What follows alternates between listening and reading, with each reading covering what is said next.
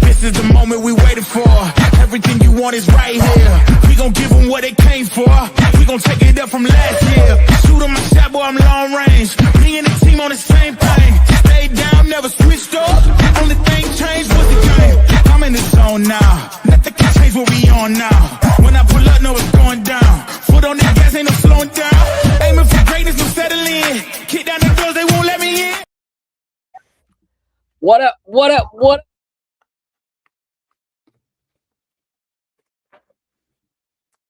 Can't hear you, Phil. Can't hear you, bro. Can't hear you, bro. Rookie mistake. I hit that There we mute go. button. Woo! What up? What up? What up? It's your boy Phil Porto, aka Phil All Caps, host of the Knicks Nightcap, with my two guys, Al from Harlem and Mr. Apollo Reed, guard up Knicks himself. And Yo. guys, I am ecstatic because I know that there is so much that we have to talk about right now when it comes to these New York Knicks, and so much that like we have seen that as Knicks fans, it's hard to actually believe that this is happening. Like, it's actually hard to believe that what we're seeing is real. And it's crazy because like we've all been fans for so long. And now we're actually being able to see the fruit of our team, see the fruit of what we're doing. And so I'm ecstatic. We're going to have so many topics to talk about. We will be chopping it up with Pursuit Spirits today, one of my favorite whiskey brands. You guys will see a familiar face because he's been on the show before. He's hanging out backstage right now, but when we bring him up after he gets everything set up, I'm excited to have them on again because there's some memories from the last time we had him up here that I want us to kind of go through, you know, once he gets up here, some things to remember of what happened last episode. Just in case you guys or Tim forgot, I keep receipts. So I'm excited to, you know, rehash some of those conversations. But without further ado, how you doing, my guy, Apollo Reed? I'm good, man. I'm good. I you know, had a good little vacation, nice little reset for my wife's birthday, and then you know, got back to watch my Knicks demolish the Sixers. Yes, sir. In a sweeping fashion. So yeah, man, I couldn't be better right now. I love it. I love it. How you doing, Al? How's it going?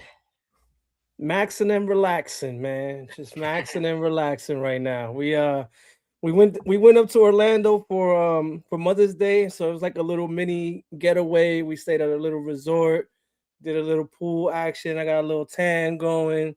Very nice, very nice. Came back and been having a long, stressful week at work, so I've been waiting for Thursday so I can enjoy me some good pours. So super excited for Pursue Spirits. I've never had it before, so this will be my first time trying it, and I am stoked. Can't wait. Yeah.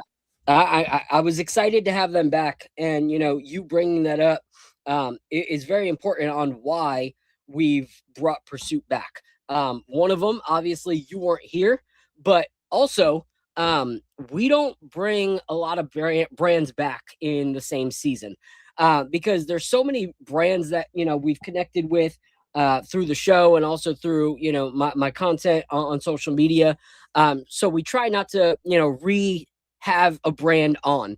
But for me, I'm excited because this is a brand that I love, but also, you know, through the last episode and just through like communication with my guy, Tim, over these last few months, like he's become more than just a media, you know, content creator or a representative of Pursuit. He's become like a friend and someone that we have really good, challenging conversations with one another, lifting homie up through prayer, you know, throughout these last few months and just kind of walking, you know, with each other on some things.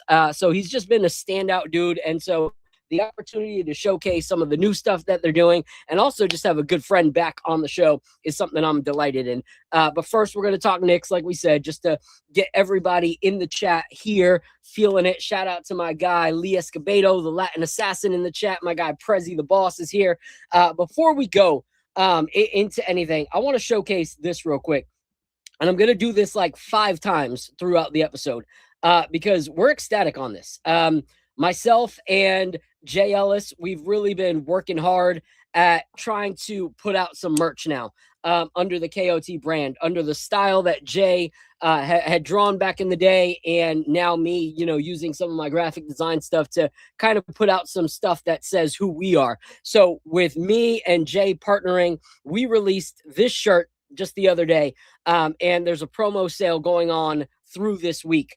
So this is the shirt right here. It's the Payback is a Mitch, showing, Joel Embiid getting destroyed by Mitchell Robinson, and just reminding people that this guy is nothing to be messed with. This guy is someone who came back and he did everything that we needed him and wanted him to do and more. So we're ecstatic to have this as one of our first shirts, because we've all had like different opinions through the years of what to do with Mitchell Robinson. But none of us have, like, at this point, there's none of us that are in disagreement when we say bring him back. If it has to do with anything else but bringing Mitch back, we can't have that. So posting the link right there. Do us a favor, cop a shirt, use the promo code SWEEP to be able to get, I think, 12% off, which makes sure that you have free shipping and more. So make sure to use that code SWEEP, pick up this shirt. We have it in black, we have it in white, we have it in a thick tee, and we have it in a loose tee. If you like a little bit lighter weight, more of a I'm skinny, that's not me kind of shirt. And then also we got a hoodie that has the giant KOT logo in the front and this in the back. So do us a favor and pick one up of those. We would truly appreciate the support. We don't ask you guys to donate money on episodes, but this actually helps us. So right there, Mitch baptized JoJo. Facts. So let's put that shirt and show everybody what we think. But guys, since the last time we talked, the New York Knicks, for the second year in a row, have made it to the Eastern Conference Finals, and this time with a sweep. A sweep, not a gentleman's sweep, but 4 games back to back, destroying the 76ers and doing it in their arena to close it out, and out chanting and out supporting the New York Knicks. Out supporting all the 76ers fans, and the videos were beautiful and hilarious. So shout out to all the Knicks that traveled. Shout out to Joel Embiid for being a fool and saying that it was only going to be Sixers fans there because no Knicks fans were going to be able to buy tickets. That didn't happen. But what was your guys' thoughts on those last 2 games? Especially that last one. We actually sat our starters again. Like, they waved the white flag again. So what was your thoughts, Al? How excited were you as a Knicks fan? Man, now in my old age, I get nervous for every game, and I always think like Vegas has it out for us and they're going to give a win to Philly. And so I actually text my sister. I was like, man, I got a bad feeling we're going to lose this game today. And boy, was I wrong. Like, and part of me was like, maybe the Knicks have found, because I kept thinking, like, throughout the whole regular season, we were like, these guys don't have that killer instinct. And we were yearning for that the whole regular season, to see something like that. And then they showed that against the Hawks. And a little part of the back of my head was just like, maybe they might come out just the same exact way that they came out against the Hawks closing game. And so for them to close out two closeout games and win by like 30 plus in both of those games, it's something I've never seen before. And it's exactly the killer instinct that I have been looking for from the Knicks. And man, like, I couldn't be prouder, man. I've never witnessed this as a Knicks fan, and I've never felt like this as a Knicks fan. I don't know if you guys have, but I can't remember another time where we've closed out series and shut the door on opponents like this. This is incredible, and I think the Knicks they're reaching a championship level of basketball right now. This is really good basketball, man. Yeah. So Apollo, I'm gonna throw it to you.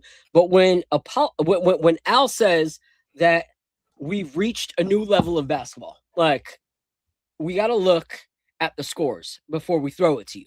So the first game was an absolute destroying. We brought that fire and that zeal that we had from that Hawk series, and we beat them 137-98, which you just hear that score and you're like, no, that can't be real. In a playoff game, like that was the score. And then the next game makes you go, oh, okay, this might change a little bit, because they came back on that game and we only beat them 102-108. So it makes you go, okay, now this is where the competition's going to come. But then we beat them 108-94. Shows, okay, 14-point win, not bad. But then we finish it the way that we started it, 144-114, to end their season, to end what might have been the last game that you see Joel Embiid in a 76ers jersey. And all of that came to a halt. So we have a lot to be celebratory about, because it's not just that we won, it's how we won. So, Apollo, what were your thoughts on those last two games? I mean, it's so we back-to-back Eastern Conference Finals. To even say that just sounds crazy as a Knicks fan, right? Facts. But this is a whole lot different than last year, right? You know what I mean? Like, it's last year there was the excitement, we made the Eastern Conference Finals.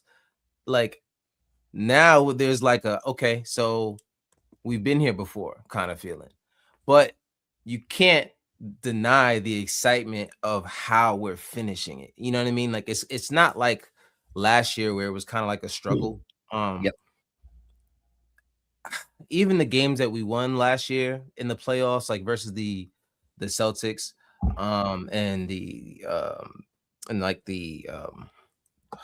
Pistons, it was like a struggle. You know what I mean? Like, it was a struggle. Like, it didn't feel like we had a hold on the game. It just felt like we had better players sometimes. And for the Celtics, I think I'll give Tibbs his credit for that one.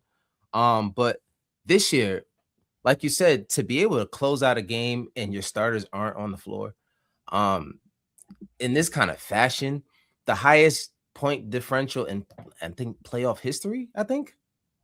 Like, that's just outrageous, man. You know what I mean? So just to be able to witness it, and then you still have of course, the Knicks PTSD creeps in, like, all right, well, you still got to get to the finals, I mean, but I'm be honest with you, man. Like, it's the way this team is playing, they're building my confidence in them that they'll be able to handle, especially everyone in the Eastern Conference. You know what I mean? Like, it's a different feeling than last year. And it just makes me feel like, all right, we might have something for the Thunder. We might actually have something for the Thunder. And that's something that I didn't think that earlier in this year that I wouldn't be able to say. Yeah. And you look at it, and you're talking about how it's different than the Eastern Conference Finals last year. Mm-hmm. And it's not just different in the fact that I feel like we're playing better caliber teams right now. But we're playing at a different style of basketball than we've ever seen the Knicks play since the 90s. Like, in the 2000 era, you have not seen this style of basketball from the New York Knicks at all. Yeah. And I remember someone texting me and going, or mentioning in a comment or something to me, they were like, bro, like, you got to also give Mike Brown credit, because this is kind of things that he's now implementing Golden State Warrior type stuff from when he was there. And I said, yes. And I give him that credit. I've been giving him that credit. But the reason I give it to the players as well so much right now, giving flowers, is because I've always said, you can't just blame the coach if something's going wrong, just like you can't just celebrate the players if something's going right. Because Mike Brown can lead a horse to water. He can bring the players and say, this is where I want to get us to. But if the players never allow themselves to do that, and they buck up against it, and they choose not to drink, you can't, like, make that work. He can't force you to play that style of basketball that he was bringing to the Knicks. And now that the players and the coach are on one accord in this is how we can win. And I think, that one game where we ran it through Karl Anthony Towns really set the trajectory of what the rest of the playoffs could look like. And you see that now. And this, what's also different is we are not saying the same two names over and over about who our players of the game were, because that's not true. In that Hawks series, you're giving OG the praise. You're giving Karl Anthony Towns the praise. You're giving Mitchell Robinson praise for his defense. And in this series, you have to go Mikal Bridges. What? Yep. Like, where did you come from? Your defense was decent in the first series, but now you're driving to the basket. You're willing to get contact. You're willing to dive for balls. You're blocking things. You're stealing things. Like, you're contributing on the movement assists. Like, everything from Mikal was night and day. So you have to give credit there. Jalen Brunson did great in game 3. Like that, like he was the player of the game in game 3. Karl Anthony Towns kind of disappeared in game 3, and it was Jalen Brunson who rose to the occasion. And game 4, this was also a hard game for Karl Anthony Towns. Like, both games, like, this series was rough for him. A lot of fouls, a lot of time on the bench. You know, a lot of fouls and a lot of time on the bench. And so you look and you go, okay, well, Jalen went off, but what are the chances they're going to let him do that again? Well, it didn't need to happen. Why? Because Deuce McBride rose out of the ashes and was our player of the game with 25 points, but not just 25 points, but 7 of 10 from the field, so 70%, and 77.8% from 3. Like, those are ridiculous numbers. You can say 77.8% from 3 when you're shooting 2 or 3 3-pointers. But this dude shot 9 3-pointers and got 7 of them to fall beautifully. So that is something for us to celebrate. That's something for us to go, holy cow, all of our players are clicking. Landry Shamet came out of nowhere and started contributing from shooting to defense to assists. Like, everything we needed to happen to make us actual contenders in the finals has now come to fruition. Everything that us Knicks fans have been waiting for, we are actually watching, guys. And I look at OKC in the playoffs and I go, oh yeah, we can eat. Like, we could take this. Like, Mikal Bridges shot 5 free throws in game 3. Yeah, that was crazy. Like, 5 in one game. I think he shot 5 all season. Yeah, for real. Like, that's why I was like, oh yeah, I think a switch was flipped for sure. And he said it himself. He said 0-0, play desperate, and that's the mentality that they've all been playing with ever since. Yep. And Saturday we did the KLC show after that Friday victory, and we spoke about Mikal Bridges, and I remembered after we went off air, we didn't even mention Jalen Brunson, and he had 33 points. That goes to show what you're saying, Phil, to your point, is like, it's not always Jalen Brunson anymore. It's like other guys are contributing in meaningful ways. And what's the one thing that I always said during the regular season? I said, all 5 guys need to be dangerous. Yep. And right now, they are all dangerous. So that's why we're clicking like this.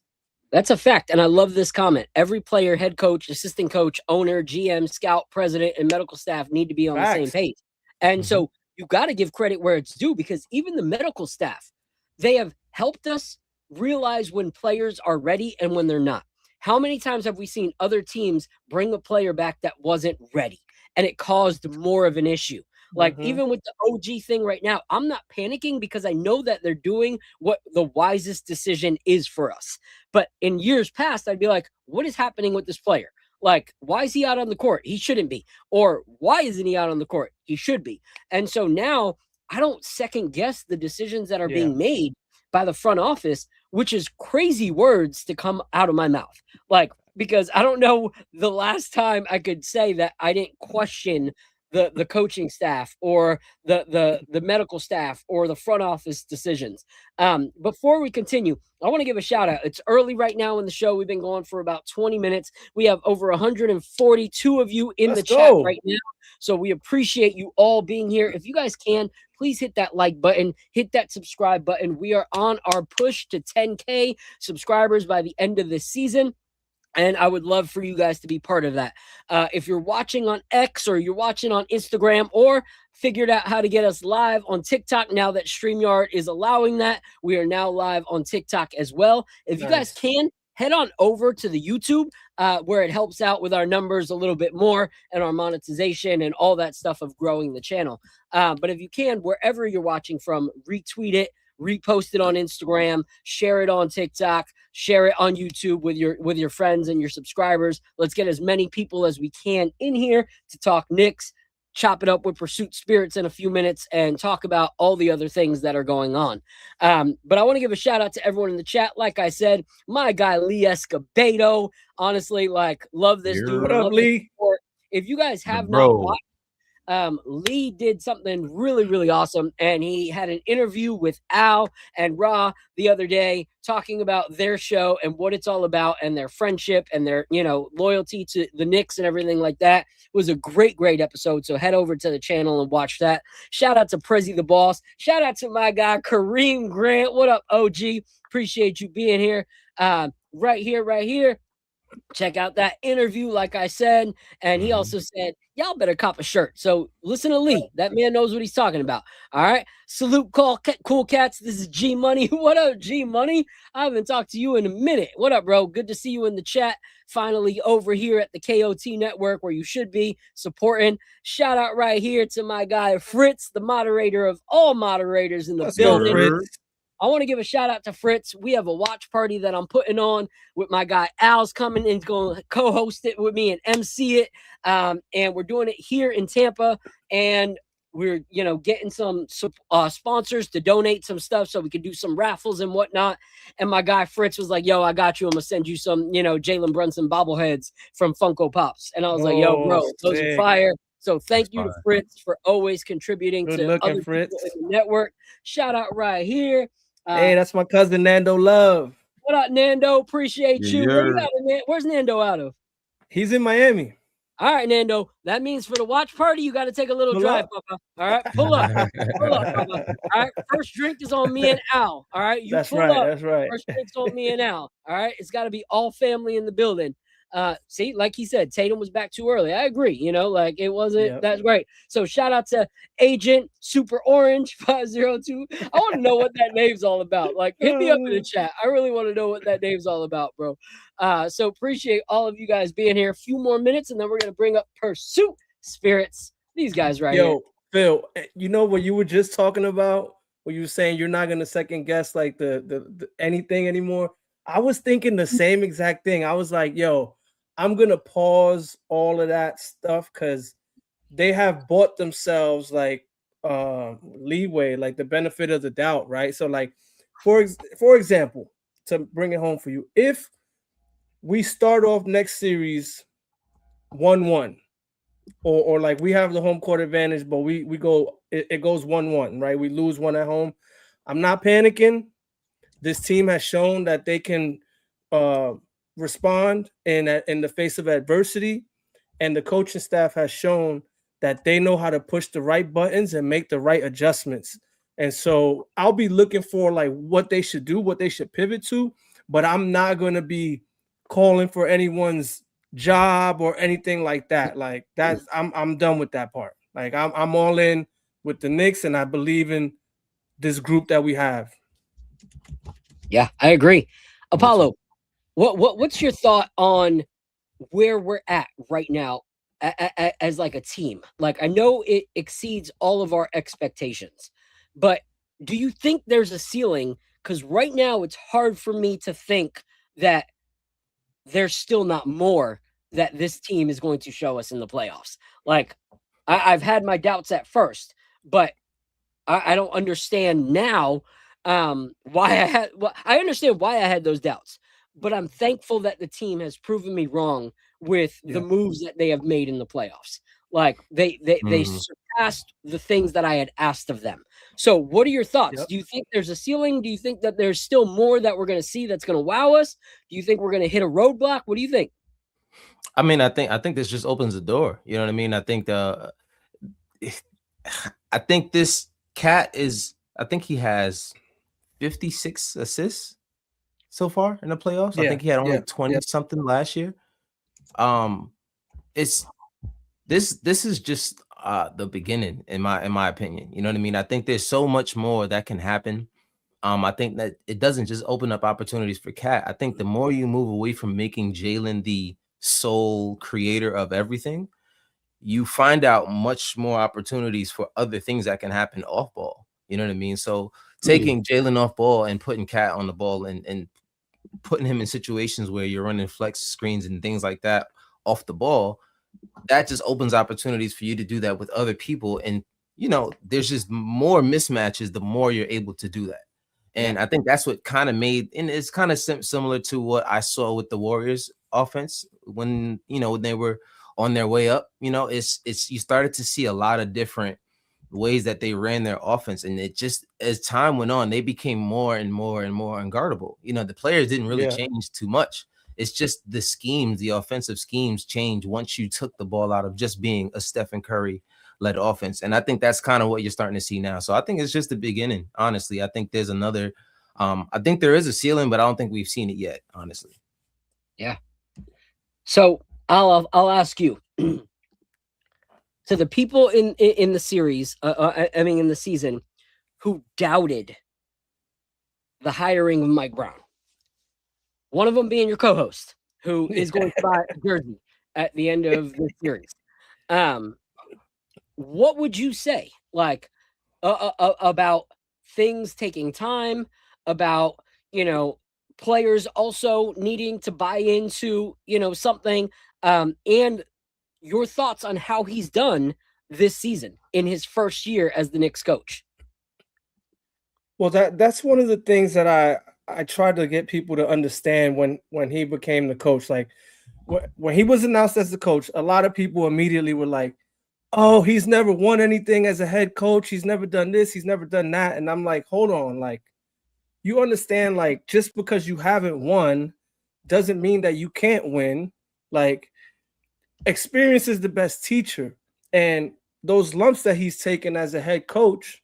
And that experience that he's had winning championships as an assistant coach is molding him to be a better coach now, right? Like he should be better now with all these experiences than he was then, right? So like when people weren't putting that together, that never made sense to me because that's just not how life works. You know what I mean? Like that's the way life works. You go through life, you take your losses, you have these experiences, and you come out better on the other side of it. So I expected him to be better coming out of those situations.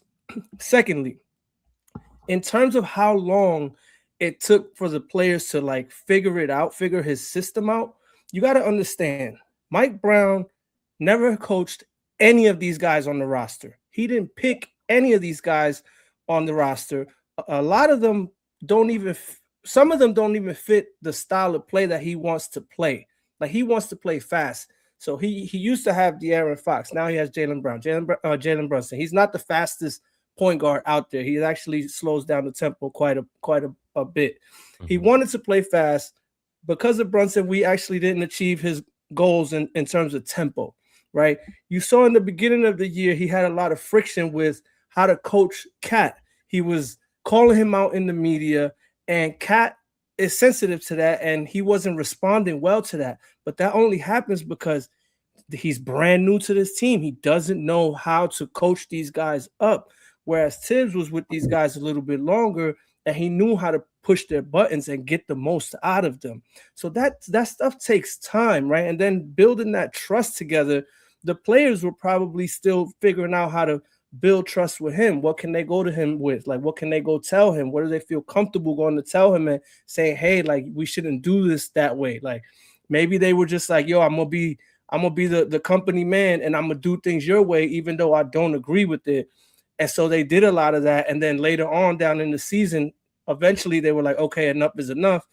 I'm going to tell you, coach, like we shouldn't do it this way. And Mike Brown said that in some of his post games, in one of his post games recently, that players came to him and he said like like it wasn't just his coaching staff that came to him with adjustments. Like players came to him and told him like we shouldn't, like the one thing was about practice. Like he was practicing too much, and players came to him and was like, yo, this is not sustainable.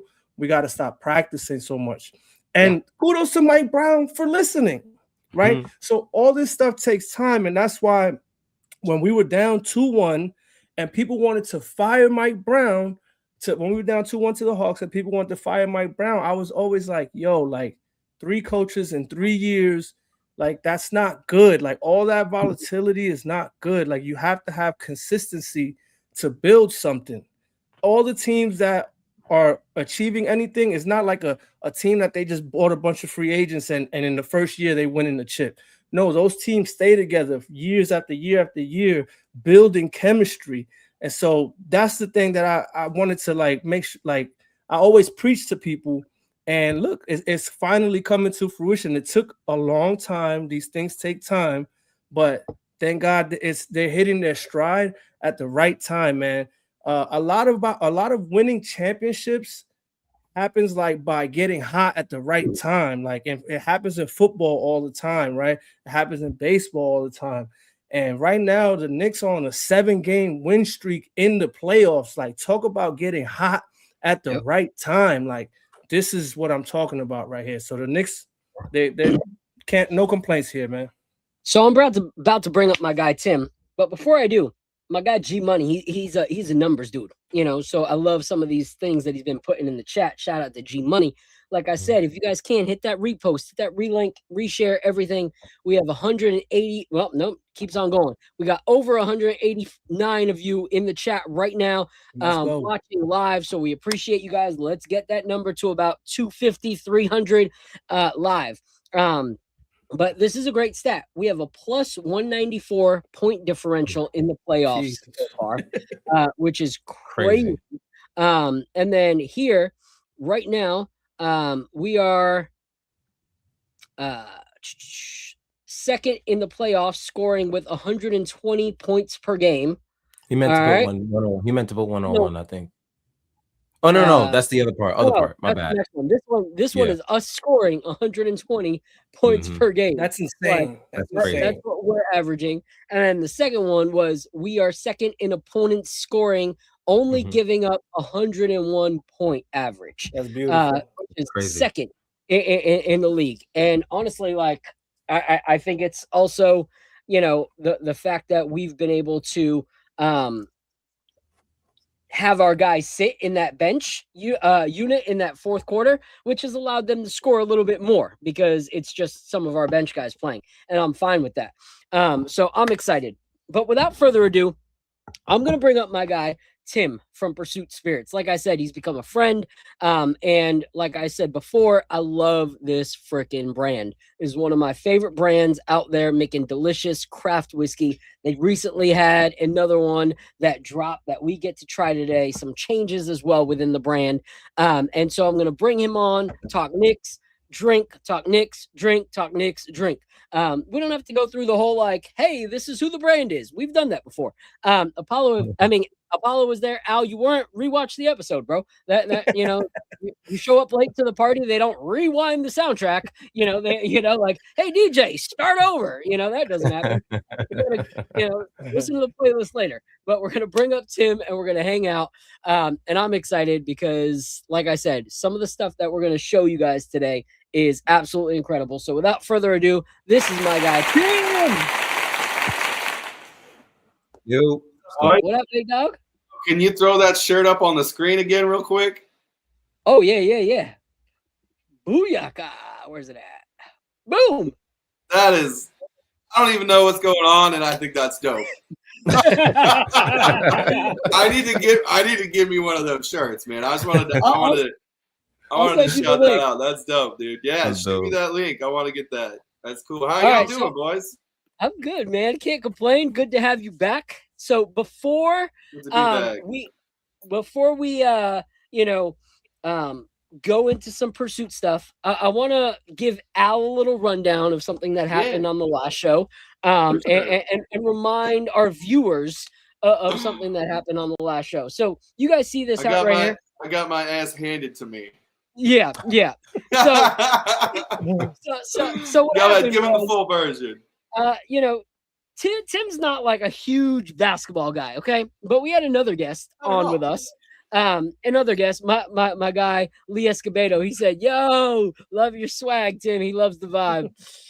So, and it's funny that you do this because every time Lee, who just said that, gets on one of our shows. He's like, "Hey!" every single time. Every single time. It's like, holy crap, these guys are related. He said you have elite style. So anyway, so Tim's on the show. We're hanging out, we're drinking, but also it was an enemy territory episode where my guy New England Whiskey, who's a content creator, was on the episode. He's a Celtics fan, okay? And it's before we play the Celtics. And I just told him how in the first episode of the season, we had a Cavalier fan on, and him and I made a wager of who would win the first game between the Cavs and the Knicks. And whoever lost had to buy each other a really delicious bottle. And so the Knicks won. So that guy sent me a bottle. And so I asked Mr. New England Whiskey, I was like, you're talking a lot of smack about your Knicks right now. I mean, about my Knicks right now. And I know we're going to put belt to behind. So let's wager. If you are as confident as my guy Sherpal was, why don't we wager?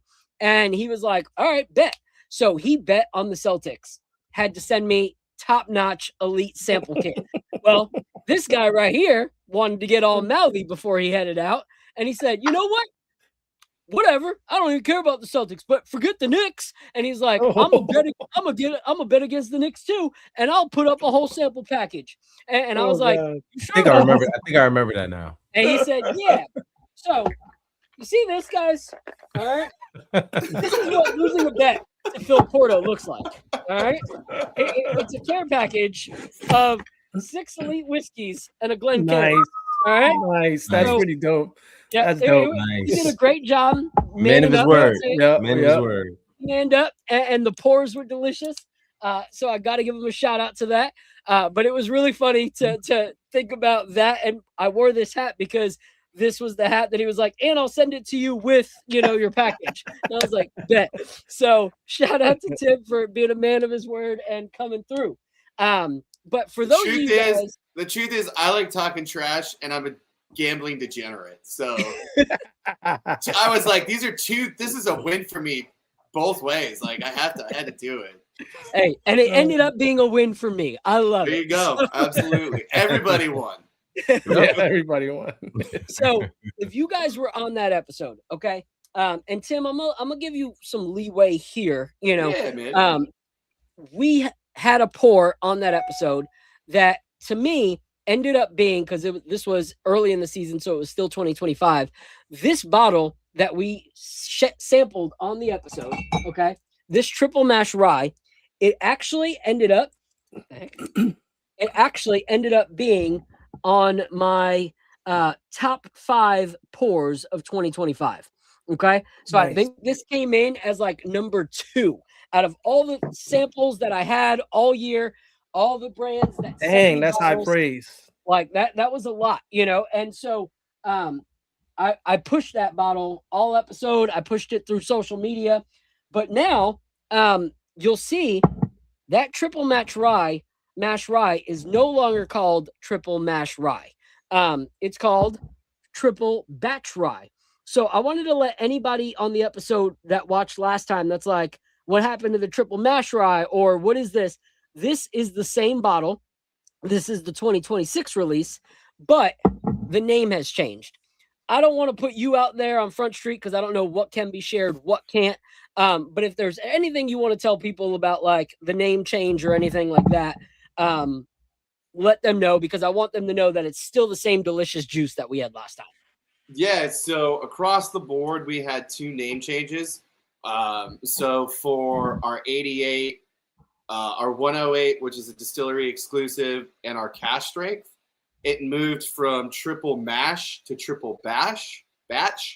Brown-Forman owns the rights to the name triple mash whatever. They use that on their Jack Daniels brand. So long story short, Pursuit got a cease and desist, and we don't have the money to go to battle. And we would lose anyway, since it was trademarked longer than we've had that on the bottle. We didn't think it would be an issue. They thought it was, so we had to change the name. And then the other name change is going to be on our double oak product. The name went from double oaked to double oak, and that was also Brown-Forman. And I get it. You own a name. You want to keep right on your name. You want to keep right on your trademark. That's cool. Still the same product, just a different name. Okay.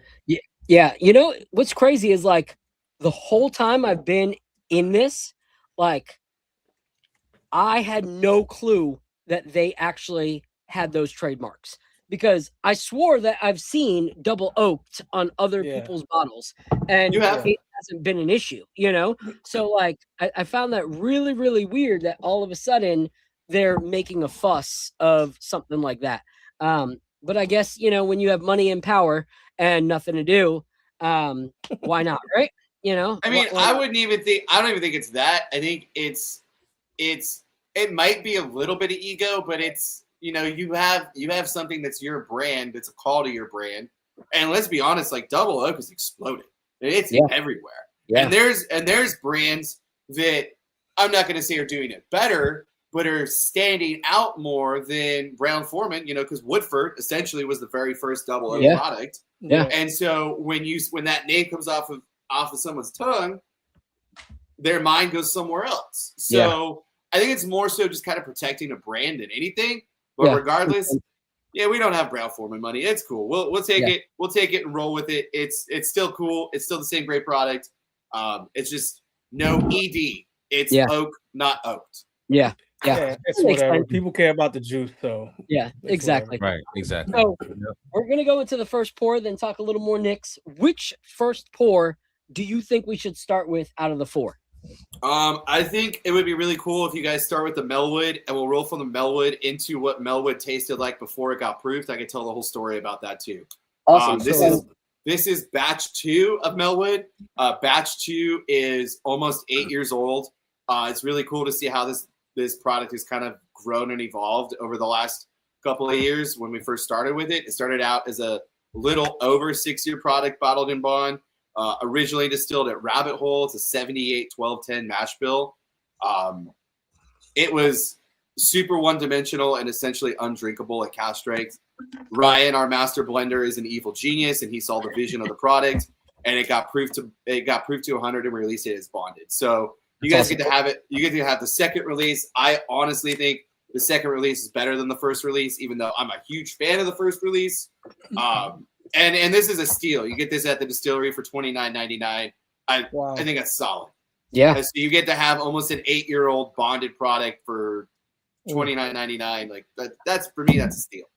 If you guys ever go to the distillery, I'm telling you guys, it's in downtown Louisville, and it's really, really awesome. The distillery only releases are pretty awesome. This one right here, I got this summer, and I cherish it.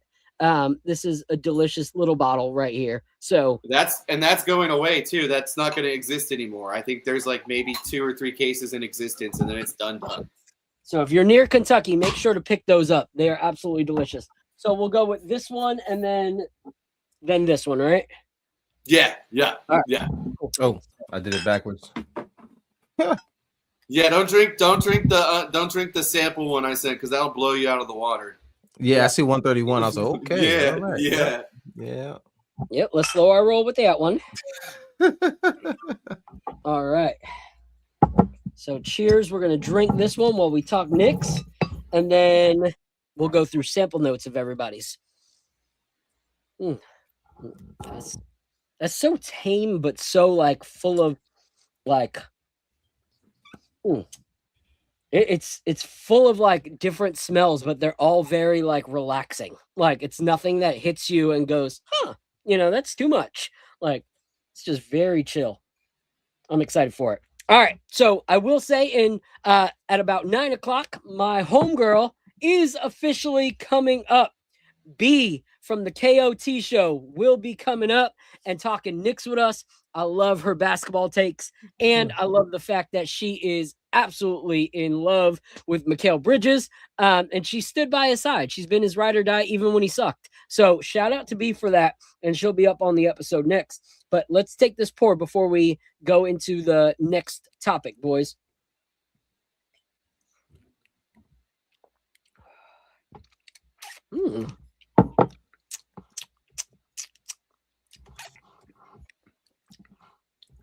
I won't go into any specifics yet, but I think one of the things for me that I love about this the most is that it's super easy to drink and it's really flavorful. Like this is something you could hang out on your patio and drink and, Yeah. start out the night with.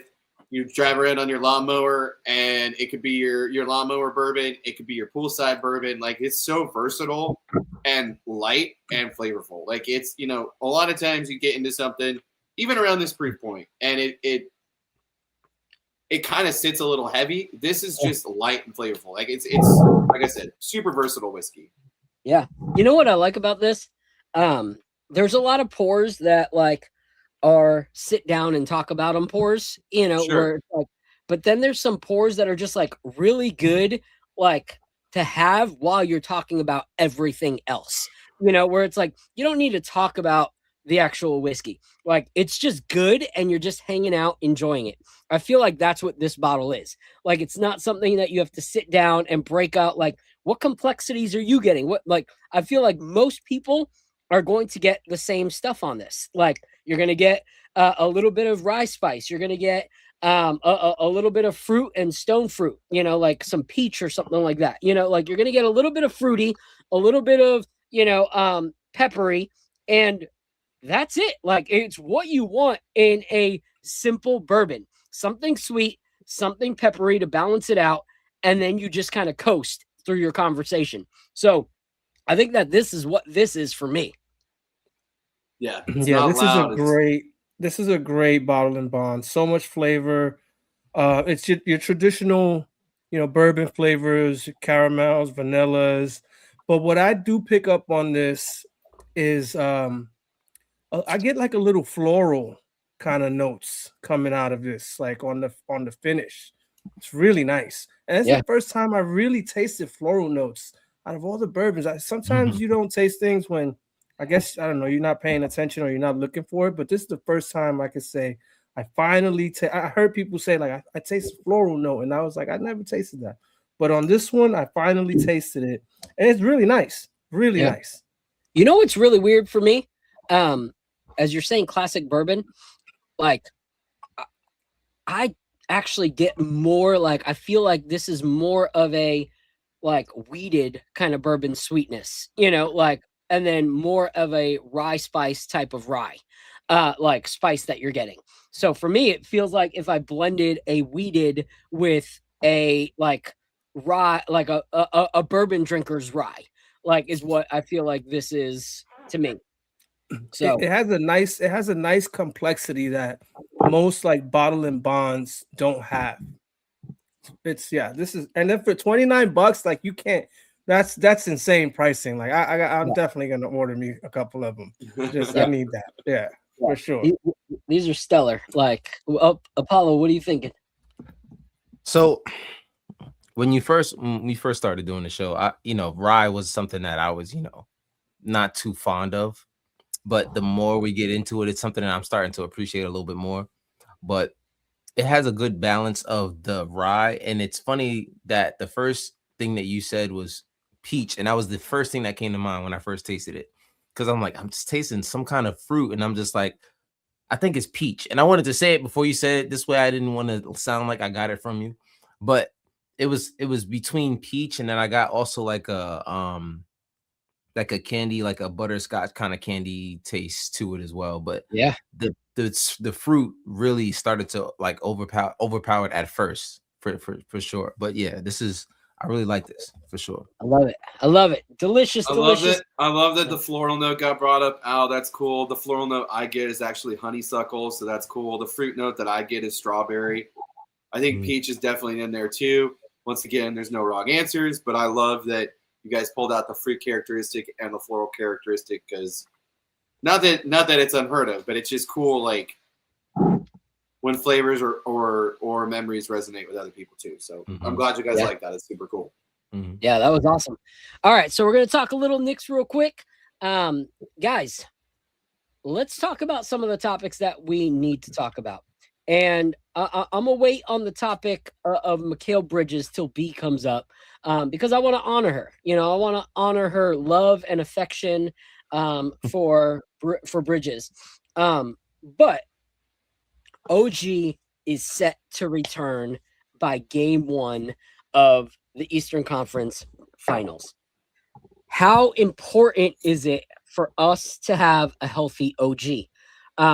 Because you look at what we did against the 76ers and OG was out. Like, imagine seeing what we saw from OG in that Hawks series and early, in those things, being able to be there on top of what we saw in those last few games against the 76ers. I'll go to you first, Apollo. How important is OG Anunoby to this chip run that we're currently on? Oh, super important. He's, in my opinion, our third best player, especially the way he's been playing recently. He's been taking a lot of the responsibility offensively, and that's something that he wasn't really able to do last year and even to start this year a little bit. But he's first of all, at certain points, he was our best player. You know what I mean? I'm not gonna be, I'm not gonna sit here and try to beat around the bush. At certain points, he was our best player on both ends of the floor. There was no one playing better than OG Anunoby on both ends of the floor. So he's super important to this title run. I think there was momentum that we had going into to end the series, and that allowed us to and there was a lot of tape, of course, but that allowed us to continue to win those two games. But I do think for this title run, we do need OG Anunoby. I don't think there's a question about that. The only thing that I'm worried about is the rhythm. Like, hopefully he can get back in rhythm fairly quickly, especially being that we had so many days off on top of the fact that he hasn't played in a while. So that's my only concern. But yeah, I think he's super important to what we got going on in order for us to win this championship. Yeah. So two things you said, and then I'm gonna throw it to Al.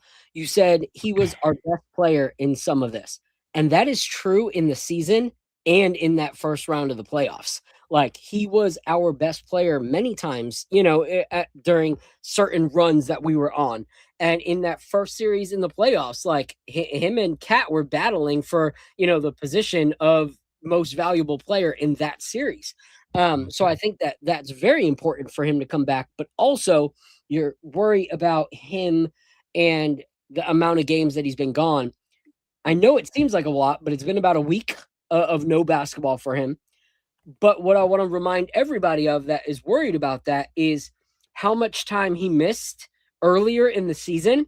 And when he came back, he did not skip a beat. The first few games he was back, he had 20 plus points in those return games.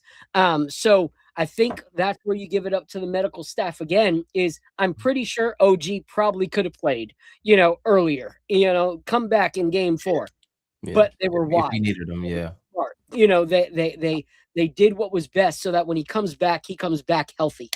Al, what are your thoughts? I'm gonna disagree with you guys a little bit. I think it's clear we don't need OG, man. We just won by 30 points against the Sixers. Pack these guys up like. Nah, let me stop.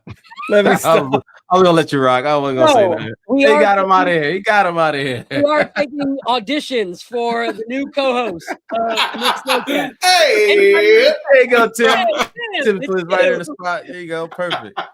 It's official. Tim is no longer doing a whiskey tasting at 10 o'clock today. Now part of the show. No, I'm kidding, man. Listen, I have the OG jersey. That guy, I call him the boogeyman because teams do not want to see him coming. He's going to lock up your best player. Trust me. Right now, Kay Cunningham is having nightmares about OG right now.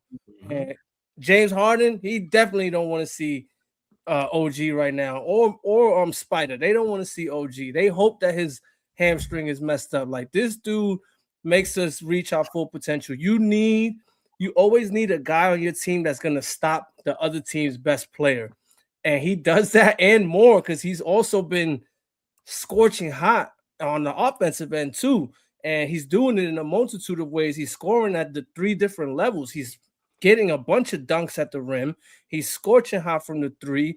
And he's actually evolved his pull-up game, his dribble through, his dribble moves and all that. The guy has evolved offensively. Like, he's like baby Kawhi right now, and he unlocks a lot for us. So we definitely need him for this playoff run for sure. Yeah, it's so crazy because, like, you look at that Cavaliers and that Detroit series. And their defense is nothing compared to what the Knicks have been doing in these playoffs. And those teams are struggling to score on one another. Like, all of those games have been close. And we have been leaps and bounds better than both of those teams defensively throughout the playoffs and offensively. So imagine what it's going to look like against those teams. And we're going to have that topic of what team would you rather see? Who do you think is better? But one thing I want to talk about real quick before we go into the next pour, and shout out to everybody here. We got over 245 of you right now across all the channels. So let's keep it going. Let's keep growing it. Please keep pushing that on social media. Shout out to my guy Xavier pulling up. We were talking about, can't wait to see OG healthy in the series, and I can't either. I'm excited for it. I know that it's going to really set us apart, and it's going to really make it hard for those guys, because I'm not going to discredit the two teams that we could play, but I'm saying, looking at them in the playoffs so far, seeing the Pistons struggle against the Magic, and going as many games as it did, seeing Cleveland in the first round, now seeing them both in the second round, and I still have to go, I don't think they can compete with what we saw from the Knicks so far if we keep this up. Like, I just don't see it. Like, I'm already planning, a watch party for the finals. Like, it's just something I got to do. So shout out to everybody in the chat. Once again, we got these shirts right now. Payback is a Mitch. Joel Embiid looking like a buster, and Mitchell Robinson stealing his lunch money underneath the basket was a beautiful, beautiful thing. So please pick one of these up right now at the KOT store. The Real Ham just asked us, and we'll answer this question before we go into the next pour. Are we rooting for the Spurs or OKC? Spurs. Okay. Yep. All right. Only because we have, we've already proven that we can beat them. What I'm saying? So yeah, that's why I say Spurs. Okay. What about you, Al? But I'm not ducking OKC. I'm not. Yeah. I'm not rooting for anybody. I will have my Detroit Pistons pom-poms out tomorrow because I wanted to go to Game 7. But that's the most cheering that you'll see me doing. Part of me does think it would be cool if it would be the Spurs, because it'd be a Knicks Spurs rematch from 2000, and I want my lick back. All right. So, bad memories, man. This is what I'm gonna say. When I think of either team, all I can think about is DMX. All right. So, in the beautiful words of DMX, I just love when just a bigger piece of cake for me to chew a hole through. I don't really care who we play in the finals, because I know that we can beat the Spurs based off of how we've done already in the season. But I also know that this new way of basketball that the Knicks have been playing in the playoffs can not only beat the Spurs, but set a precedence of what this team has really accomplished if we were to beat OKC. And so for me, I'll look at it as like even though Victor Wembanyama is like 7'13", even though he's ridiculous, like when you look at those two teams, they see OKC as the Goliath. They see that as the Goliath. And for me, I'm like, man, all David needed was a slingshot and a rock. Like, give JB that same rock, and let's go for the giant. So we'll see. Shout out to everybody else in the chat. If you're in the chat right now, do me a favor. Let me know if you would rather see OKC or the Spurs when it comes to the finals. Which one would you guys rather see? Also, let us know, because we're going to talk about it in a bit, which team you would rather see in the Eastern Conference Finals, the Cavs or the Spurs. We're going to break that down shortly. We're about to have our next pour, and then I get to bring up one of the Cavs and Pistons. KOT. What happened? No, it's the Cavs or Pistons. You said Cavs or Spurs. Cavs or Oh yeah, Pistons. Cavs or Pistons. And then That's we it. get to bring up one of the queens of KOT, Miss Ball Talk herself, B, Sporty Spice. So I'm looking forward to chopping it up with her. Her coming on the show, graciously hanging out with us tonight. So Tim, what's next? What do we go with next? I mean, you can kind of do a double thing. So like, if you want to pour a little bit of that unmarked one that I sent you, just so you can kind of see an idea of what I meant by it was one dimensional, and I don't want to say undrinkable because it was okay, but it was just super hot and loud and one dimensional. So try a little bit of that, and then let's just move on to the next thing after that. I think we probably want to finish out. Probably want to finish out with Sakura. Yeah, it would be that one. Yeah, and then we'll finish with Sakura for sure. Yeah. So I think you have the barrel proof rye too, right? We have the triple batch rye. Yeah, cool. So try that so you just get an idea, and then we'll go into the triple batch rye, the cow strength. Just a real quick sample of this one, guys. So this is what it was before it got proofed down to bib, right? Correct. Okay, got it. You know what's crazy? Attack right away. I see what you're saying. As someone who doesn't mind a hazmat type of experience, I don't hate it. Sure. I don't hate it either. But it's loud, right? It's loud. It's loud. It's a I'm here all up front kind of thing. Like there's no it's like and it's over. Like, and then it's way too loud to be that aggressive up front, and it's like there's nothing wrong with it, but it's crazy that it's the same thing and they're two completely different profiles. It basically stressed it out, basically. Okay. Yeah, it's a night and day. Yeah, that's Paul. That's such a great way to do it. Like everything's compact and it just unraveled it. That's such a great way to put that. Yeah. Okay. And this is the beauty of blending, where you have to give blenders and those that are not distillers, like you got to give them their credit, because someone could have tasted that barrel and been like, this is a wash, let's drain it. But they realized what was needed to actually put out a freaking delicious product like this Melwood that we just had. So shout out to those guys, because honestly, that's no easy task. Like I said, Ryan's an evil genius, man. When he had us try that, and we had already had the barrels on site, and we tried it, and we're like, this is terrible. And he goes, yeah, I got, and however many barrels it was of it. I think it was like 10 or 12. And we're like, you're out of your mind. And he's like, trust the process. And we're like, okay. I love that. All right. Okay, so Joel Embiid. Now, guys, we're going to pour this as we bring up our girl B.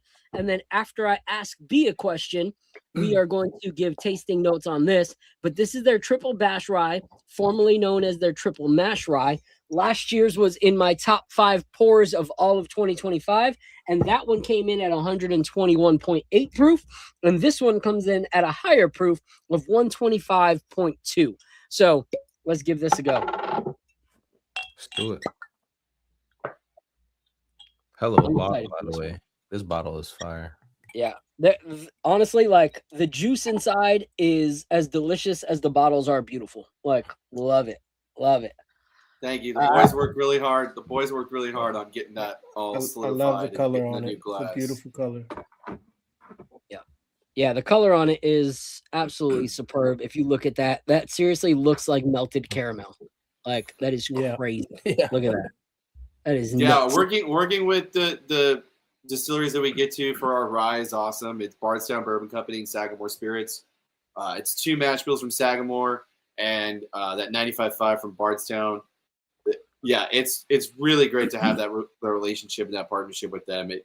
Our rise. It's nice to see how the tide's kind of turning and you're starting to persuade bourbon drinkers a little bit more, getting into rye. I would say if you put our rye and our bourbon next to each other, I'm going to go for our rye. I think our rye is superior, but that's also because I'm a big rye person. So yeah, both our whiskeys are great, but I'm going to always lean towards our rye first. So love to hear what y'all think of this one too. I'll let you guys go first because I don't want to ruin it for anybody.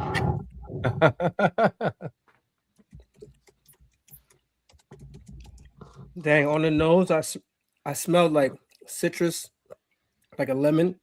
I smelled that, but I didn't taste that. Hold on, I gotta go back to this. I gotta try it again. Mm.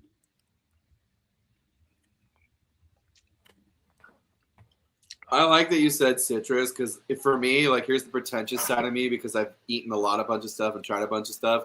But citrus that's specific that I get is Buddha's hand. I don't know if you guys have ever had that before. No. It's okay if you don't. I'm gonna just look like an asshole for saying it anyways. But that's what I get. That's the citrus it reminds me of. So I love that you said citrus. That's cool. No. Oh man. All right. Hurry up. Someone talk. Someone talk. I got things to talk about. So this is a rye. It's not. I don't think it's very spice forward. There is those baking spices on the back end of the back of the palate that you get, but it's not very spicy like other ryes. At least it wasn't for me. I do get the brown sugars and that kind of stuff, and then I get a little hint of. Man, this is the second time, and I said this on the last episode where I got like a ginger note on the back, very like on the finish. And the last time you guys looked at me like I was crazy, but I swear I'm getting that note. It's a little ginger note. It's crazy. That's awesome. Oh, I'm not getting ginger because I don't like ginger, so I would have picked that up right away. So it's good that you said it and I still don't taste it. So you didn't ruin it for me. Thank you. But the citrus, I am getting this. I don't know what it is, so I don't know what you said. You said I don't know what lemon. Buddha's hand. Buddha's hand. Yeah. So I've never had that before, but I am getting like a citrusy kind of taste to it. Like I'm also with the rye, I'm also getting like distinct kind of minty kind of taste as well. And it's a little bit oh, that's what they are? Yeah. Oh, interesting. And that's a citrus fruit. Wow. Okay. Yeah, so it's with something else I'm getting. It's a fruit, but like a dark fruit. I can't, maybe plum or something like that, or cherry, but probably plum. I'm getting like a dark fruit with that as well. But this is like you said, I'm getting a lot of the rice spice as well. And like a minty, like not super minty, but like just a good rice spice with the minty touch to it. But yeah, I like this one as well. This is really good. Yo, shout out to my guy Jay Yo. Boogie. Thank you so much. $10 super Jay chat. Boogie. What I don't want to see is the Knicks versus the Knicks. Facts. Stay healthy and stay out of our own way and let the defense lead the way. Everything else will follow. Salute, salute, salute. My guy Jay Boogie. Salute, I Jay appreciate you. All right, so now that y'all guys said it, on the nose, I get all those things that you guys said. But on the palate, I love craft cocktails. Like craft cocktails are my thing. Like I love people coming over and I'll stay in the kitchen the whole time talking to people while I'm slinging cocktails. Like that's fine with me. Like that's my way of being part of the night. Where we're staying right now in Lakeland with our friends, we do a weekly family dinner. So my guy Jesse, he makes the dinner and I sling cocktails. That's our thing. That's our contribution to each other. I make the cocktails for everybody. He makes the food for everybody. And so for me, I'm getting that lemon you were talking about, but it's not like upfront ridiculous lemon, but it's like the lemon that you would taste in a Bee's Knees classic cocktail. Like it's a fragrant kind of lemon that the other elements around it make the lemon not bitter, but like elegant and refreshing. So I get that refreshing lemon. I get some cinnamon, like if it was like on a frosted cupcake, like that kind of cinnamon, not where it's all spice, but like sugary sweet cinnamon. I get like orange marmalade, not like eating an orange, but like orange marmalade that you would put in like a Clover Club variation, or just sprinkle it on some toast or something like that. That's where I get the orange, the brown sugar for sure, and then I get the rye spice, but I also get the classic rye mint at the end. That's the finish for me. After all those notes, it ends with a mintiness. kind of like when you have a piece of gum in your mouth and you get that like instant refreshment, where it was like my mouth was kind of warm and dry, and now I have this piece of refreshing gum in my mouth and I feel that mint. That's what I get on the end of that pour, which makes this a banger. You know what I love about this? It's very different than last year's, but still such a freaking banger. Like, yo, you guys are killing it. Can I add something to this really quick, if you don't mind? So, for whoever's watching, whoever's listening, and curious about rye, I just want to kind of encourage you to go down that path. Apollo went down that path, and I feel like he's kind of a rye drinker now. And here's why. Bourbon kind of hits this plateau, and to get into more complex bourbon, you have to lay down more dollars out of your wallet. You know, you start getting over 12 years in bourbon, like that's when bourbon starts getting complex again, but that's when the price tag goes way up. Rye is really complex at an early age. So you get like 5, 6, 7, 8-year-old rye, and you have a lot of the complexities that you get with 12, 13, 14, 15-year-old bourbon. And it's not going to beat you over the head, like out of your wallet, right? Yeah. So if you're looking for more out of your experience and you feel like you've kind of plateaued with bourbon or just whiskey in general, I highly suggest you get into rye. It doesn't have to be our rye, but go after a low rye. That's one of the things that's so beautiful about ours is it is a low rye. It's really heavy, and the 52% rye, it's definitely a bourbon drinker's rye, but it's super complex in its flavors. It's a 5 to 7-year-old rye. So start going after that. If you see a rye that's older than 6 years age stated on the shelf, tear into that, because you're going to start getting a lot of complexities, and it's really going to brighten and kind of open up your palate if you're feeling like you're plateauing or whiskey's just kind of boring for you. The next step for you, the next progression is rye, and then extra aged rye, and then you can come back in and start getting into extra aged bourbons and hyper aged bourbons. There we go. I love that. Soapbox. Thank you. No, I agree. Like, a lot of people are scared of rye, and I feel like, hey, there's ways to transition. You know, like even trying a high rye bourbon, you know, that introduced a lot of rye into your bourbons, and then making that. We did the Peerless, you know, a few weeks ago. Their high rye is a great introduction of the bourbon flavors you know and love, but giving you little hints of the rye so that when you transition, it doesn't feel like a huge transition. So I love that. I'm excited right now. All right. There's a lot of like men talk in basketball, and sometimes these men need to take a seat. All right. There's a lot of people on Twitter that I'm like, yo, pipe down, Chachi, calm down. All right.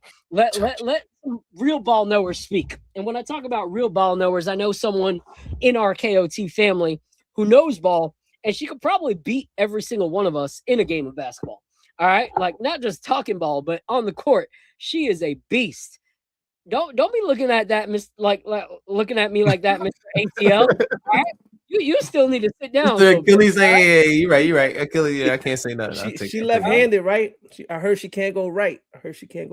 Oh, well, you gotta watch out. Like, she gonna meet you and give you a right. Like, right across. As a representative for left-handers, go fuck yourself. This is a kids channel, Timothy. All right. I'll let you get away with that one because it was hilarious. But without further ado, I'm going to bring up my girl B. Where's that coming from? Where's that music coming from? Oh, that was weird. I didn't know that was in StreamYard. I am not trying to like old school. She had her own have intro a Jersey dance show. That was dope. But I guess that's going to be her intro. Without further ado, my girl B. Hey. I heard that, by the way, Al. I heard you, Al. Left hand, best hand. Tim, shout out to you. I don't know you, but you gave me a nice welcome warming. Left hand is the best hand. Left hand, best hand. All right, B. I got to talk to you. We're going to talk about Mikhail very shortly, so be patient. Be patient. I know the engagement ring is still on the finger. You just, you she switched it. All right. But first, what we talked about last was how the Knicks are currently playing and how elite basketball we've played, which is better basketball than most of us have seen in our Knick fandom. And everybody is contributing. And those last games were monstrous for us. And yet we did not have OG Anunoby, who was one of our candidates for MVP of that first series. So, what are your thoughts on the fact that OG Anunoby is coming back healthy for game 1 of the Eastern Conference Finals? I'm glad we sat him. So I do want to start there. I think it was a good thing too, because I know we did beat. I heard a little bit with Al. I know he was joking, but we did beat the Sixers without him. But it's not. You can't really take much with that. The Sixers suck. There wasn't much needed for that. I'm glad he did sit because it gave the opportunity for Shamit and Miles to get going again. Those were two people that I was kind of a little frustrated with in the first 2 series and to end the season. I was noted that they were coming off injuries, but it was also kind of like you said, when OG came back, he just got right back into the groove. And I know that they're a different caliber, no comparison as far as talent, but you kind of want to see that just amongst all your players, where you come back from injury and you don't realize that the injury is still staggering with them, that they're right back, they're ready to go. If not, get back on the bench and sit, bro. So it was nice to see that Miles and Shamit get back in the groove. So to me, OG's injury was a blessing in disguise because it got those two guys going. And I was okay with it. I'm glad that we sat him and rest him because the hammy is something that I don't know if a lot of us dealt with that, but that's an injury that is very scary. It's not, I think the top two scary injuries are hammy and Achilles. Those two things you always want to kind of sit back and be like, wait a minute, is this guy 100% to go? Because if those things get re-injured or injured more, these are injuries that can have a guy sitting out probably for the rest of the season, if not for a few years of his career. So I'm okay that we took the risk and we saw that no OG, no problem against Philly. However, OG is going to be needed for the next 2 rounds. These are not two teams, whether it's Detroit or Cavs. I think they're both, a lot of us see it, barbecue chicken for their own purposes, their own reasons. I think that they're on different calibers. I think Cleveland is more of a challenge than Detroit. I know a lot of people probably don't agree, but they have more talent on their roster. And then I think Detroit, we're going to need him again to stop Cade Cunningham if we're not going to put Mikal on him. So we're gonna need OG. OG is kind of like making a cake. Like you can make it with some flour and some milk, but if you got those other ingredients, it's gonna come out from a regular cake to a really, really good cake. And that's what OG is for us. Like, yes, we got the milk, we got Jalen Brunson, we got the flour, we got Cat, but we need those other things to get in there, the frosting, the icing, the sprinkles, things like that to make it a really, really good cake. And that's what OG is for us. He's just those little ingredients that make something good to a lot better. And I'm excited to see him come back and get right back into the groove because, again, we've seen it all year. He's been in and out of the lineup a few times, and I hope that everything is well and he's ready to go again. Yeah, I agree. It's one of those things where it's like, just because we can win without a player doesn't mean it's the best route to go. Like that just shows that our team is really finally understanding next man up mentality.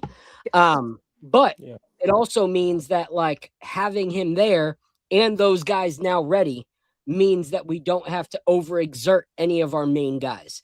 You look at some of these teams that are clocking the minutes that we hated as Knicks fans over, Tom Thibodeau, when we're like, yo, if our players are all playing 38 to 40 minutes, like, how do you expect them to do that in a 7-game series? Like that's an issue. The fact that we don't have to do that right now is leaps and bounds the most exciting thing that we can say as a Knicks fan going into the Eastern Conference Finals, because we were still relying on the same 6-7 guys last season going into the Eastern Conference Finals, that no one could have a bad game because that bad game could cost us the series. But now with Landry Shamet clicking, with Miles McBride clicking, with Jose Alvarado clicking, and all these guys stepping into themselves, with Mikal Bridges showing up and clicking all at the right time, that gives us 10 guys to rely on. That is a beautiful thing to have going into the Eastern Conference Finals and then the finals. So I love that. I love the fact that we're able to do that. So before we go into this last whiskey pour, because Tim's a businessman as well, and he's got work to do tonight with some people in California, what would you grade Mike Brown in the playoffs so far?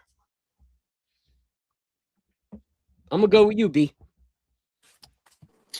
Ooh, that's a good one. Mike Brown. If I had to give him a grade right now for the playoffs, I would give him an A. I think we played what so far 4, 6. What's that? My math is terrible. That's 10 games. Yeah, 10 games. And only 2 games that I questioned his coaching, and those were the 2 losses that we took. So that percentage in itself is really good. If you're playing 10 games and only 20% of the games you're like, wait a minute, is our coach alive? Is he coachable? Is he doing the right things? And then the rest of the games, I thought he adjusted very well. I think that he had the offense. He's setting records. It's not just like we're winning these games and they're just. I think we're the only team that even OKC standing so far that we beat a team, 2 separate teams at that by 40 or more. And people could say the caliber of the talent, but last time I checked, the OKC played a play-in Suns, who is probably on the same level as the Atlanta Hawks and the Sixers, and they played a Luka-less Lakers. And if we've seen the Lakers, that roster is terrible. I'm so sorry. That is a terrible roster. They didn't come out with 40-point wins. And if you watched both of those series, Lakers they were in a lot of those games. The games that every game that our opponent had no chance at every time we won. Except the 2 losses. And in those 2 losses, if you watch, those were on us. And I like the fact that the backs were against the wall and we saw a complete 360, not just a 180. We saw a complete 360 that I think Mike Brown understood that if we play like this, our chances of even getting to the second round or even the Eastern Conference Finals is slim to none. He didn't take advantage of the fact that I just have talent or we've been here before. He had them understood. And as we saw little things like sacrifice with them signing that, he'd been locked in from the beginning of the season. And I'm now happy to see that the little things that he was doing in the regular season, he's now implementing in the offseason. So with me at A, because when things were rough, he didn't panic. He didn't do too much. He just kind of made the minor changes to pull out, and these are some really, really good wins. I like the adjustments. I like the way he's using Cat on the offense. I like the fact that the substitutions that he's making. I like the people that he is. One game he knows that, okay, I could use Jose, but this game I need Shaman or Miles. In this game I need Mitch a little bit more. In this game I need, I like the way he's using everybody's minutes. I like that not a single player has played over 40 minutes in the playoffs so far. I like that we get to see our young boys get some playoff minutes too, because obviously they're blowouts, but nice experience for some of them. So I give him an A. I think the defense looks good, the offense looks good, and we're rocking and rolling because of him. And one thing I want to say before we throw it to Tim on this next pour is, when I look at the 2 losses, I maybe give one of those to Mike Brown. But if you look at it, some of it resulted back into selfish play by some of our players not working together, like pushing back on the system that we saw start to work at the end of the season and in that first game of the playoffs. So for that, I have to look and go, okay, one game I give it to him, one game has to be towards the players. But instead of him going, okay, it was just one game that I blew and one game on the players, we can go back. Like the real Ham for free said, he made in the middle of a series the adjustment to start playing through a different player than we've played through most of the season. Yes. Like we saw a few games through the season where running it through Cat really worked, but most coaches are not confident enough in their coaching, their assistant coaches, or the team to make that drastic of a change.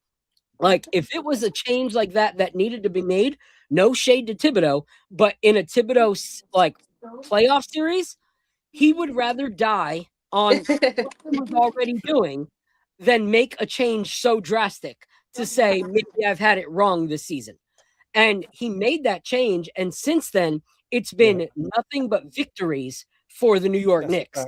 So you got to give flowers where they're due, because that's a big thing to say. We're going to switch the trajectory completely, and it's made all of our players better. And like you said, Tibbs would get on a thing where it was Landry Shamet gave us, 15 points and 3 steals last game. So the next 6 games he's playing, no matter what. But Mike Brown's like, well, he gave that to us last game, but right now Alvarado's giving that to us. So we're going to rock with Alvarado.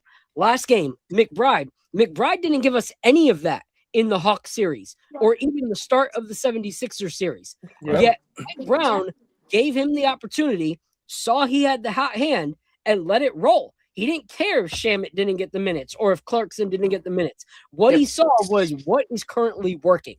And that is a coach that is maybe old school in his age, but still flexible to what's currently happening in the game. And you got to Can I add one thing? Those 2 losses, as bad as they looked and as they felt when we were going through them, being down 2-1, we only lost by 1 point, both of those Exactly. games. So Yeah, it's like yeah. that's just one play, one adjustment in each game that we're talking about the team completely different. If we're winning both of those games and we only lost by 1 point, Yeah. All right. So we're going to go to Tim real quick before he has to go. But I'm excited for this. All right. Because you guys know I try to sample some stuff before it happens. But this is a bottle that, like, when Tim first told me about it, he told me about it getting off the episode of our last show that we had him on. He's like, this is in the works. And I was like, all right, bet I need one. And they sold out so freaking quick that he wasn't able to like set one aside for me. And I was so freaking bummed. So I looked online and they were like ridiculously being sold on secondary because it was such a limited run. And I was like, freaking A, like I see all my friends reviewing it and I'm so freaking mad because I'm not. So I went to like my stash and I looked for an expensive bottle that I was willing to part with. That I was like, I know I'm going to love this bottle, but if this is anything like what Tim said, or what my friend Whiskey Weather or my friend Dram Daddy has said, this is worth parting with a bottle that I've held on to for this long. So I traded that bottle immediately. As soon as someone said that they were looking for something, I said, what about this? And they were like, sure. And they were like, all right, we'll send it over. And I was like, done. So this right here is the Sakura Bloom finished in cherry blossom casks. I don't even know what that freaking means, Tim. So let me know what it means to be finished in a cherry blossom cask, because as someone who is from the city, I know walking through the park looking at a cherry blossom, I'm like, oh, that's beautiful. And as a photographer, taking couples or clients and being like, let's do photos in front of the cherry blossom tree. But what the frick does it mean to finish in a Japanese cherry blossom cask? So, first of all, I have to say something because actually, I'm going to ask a question first. Can I ask what you traded to get that? Yeah, I traded a rare character TKO. We have arrived. That's awesome. You have to do what you have to That was do. a good, that was a good question. Seriously. Great question. But don't tell Pete. Don't tell Peter or Pablo. Hopefully they're not watching. Hopefully they're not watching. They step by the distillery on a regular basis. That's cool. I'm down with that. That's awesome. Those are good guys. Okay, so we have been pedal to the metal so hard lately. Things have been changing. Things have been going on. It's been crazy busy at the distillery that I actually have not even gotten a chance to try this. I tried the trials and the things that we were working on and trying to like get it to taste where we wanted to. And I think it was maybe the last 3 to 6 weeks before this was going to be bottled. Ryan and I kind of threw a Hail Mary and added a little more wood to it to try to get it to pull its flavor through a little bit more. And this is actually the first time right now that I've tried it being finished. And oh my smokes. This is incredible. Like, I can't wait. I can't wait for you all to try it, and we actually get to chalk it up and talk about it. I think this is the best thing that we have released it as a brand, as a big release. It's an LTO, but like I'd rave and rant about our one-offs and our single barrels. This is hands down the most complex, the most flavorful. I can't believe the flavor that's coming out of this and the age range that's on here. We're like 5, let's say 5 to like maybe 7. 7's a little bit of a reach on our bourbon. I think 4.5 to maybe 6.5 is a little more accurate. However, I can't believe how complex this is. I can't believe how rich this is. I can't believe how viscous this is. This is just a flavor explosion on my palate, and it just keeps going. I can't wait. Man. All right, so guys, Please. little breakdown. It's 114 proof, and so it's a blend of Bardstown Bourbon Company, all right, Tennessee Distilling Partner, and Finger Lakes Distilling. So how long was it aged in the cherry blossoms? Yes. So really quick. So it's two rye bourbon mash bills and a wheated bourbon mash bill. So this was a 5-barrel blend. One of the barrels was on Sakura for I think 8 months. And then the other 4 barrels were on Sakura for I think 3 months, with then an additional 6 weeks of Sakura in the tote after it was dumped. All right. So it sat on Sakura for a good amount of time after it was dumped and blended. Okay. All right. All right, guys, let's go for this pour so that Tim can go be a working man and we can enjoy. I wish I could stay here and drink. I mean, I get to go drink on the other thing, but I wish I could stay here and drink with y'all. It's gonna be fun regardless. It'll be good. It'll be good. On the nose, I smell flowers. I don't smell cherry. I smell berries. That's what I smell. Strawberry, nonstop strawberry. Yep. Yeah. Yep. Yep. Like, it's crazy how much strawberry I smell. Like strawberry, like fresh strawberries. I'm like, oh my gosh. So there's a spot here in Florida, called I don't even remember the name of it, but it's probably like 10 miles from where like right now, and we take the kids all the time, and they do fresh strawberry shortcakes, strawberry cheesecakes, strawberry everything. And when you walk there, it's a strawberry farm. And so you're just walking through the freshness and smelling all the strawberries that they use for the product. And that's exactly what I smell when I smell this. Like, it smells like a strawberry pastry. It's crazy. I definitely get sweet oak on the palate. I could taste the barrel. You said you wanted to put more oak in it, right? Wanted to put more of the Sakura on it. So that oak, that fruit, that complexity, that viscosity that you're getting, that's all from the Sakura. Oh, the viscosity is so nice. Yeah, this is crazy. This is so good. Like, it's so unique.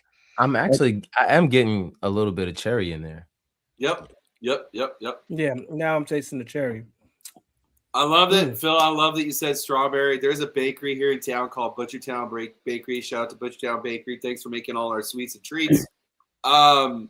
They did a couple weeks ago. They did a cronut that was a strawberry cheesecake. I don't like sweets, and somebody brought me this, and this was a new thing to me. I had not heard of cronuts.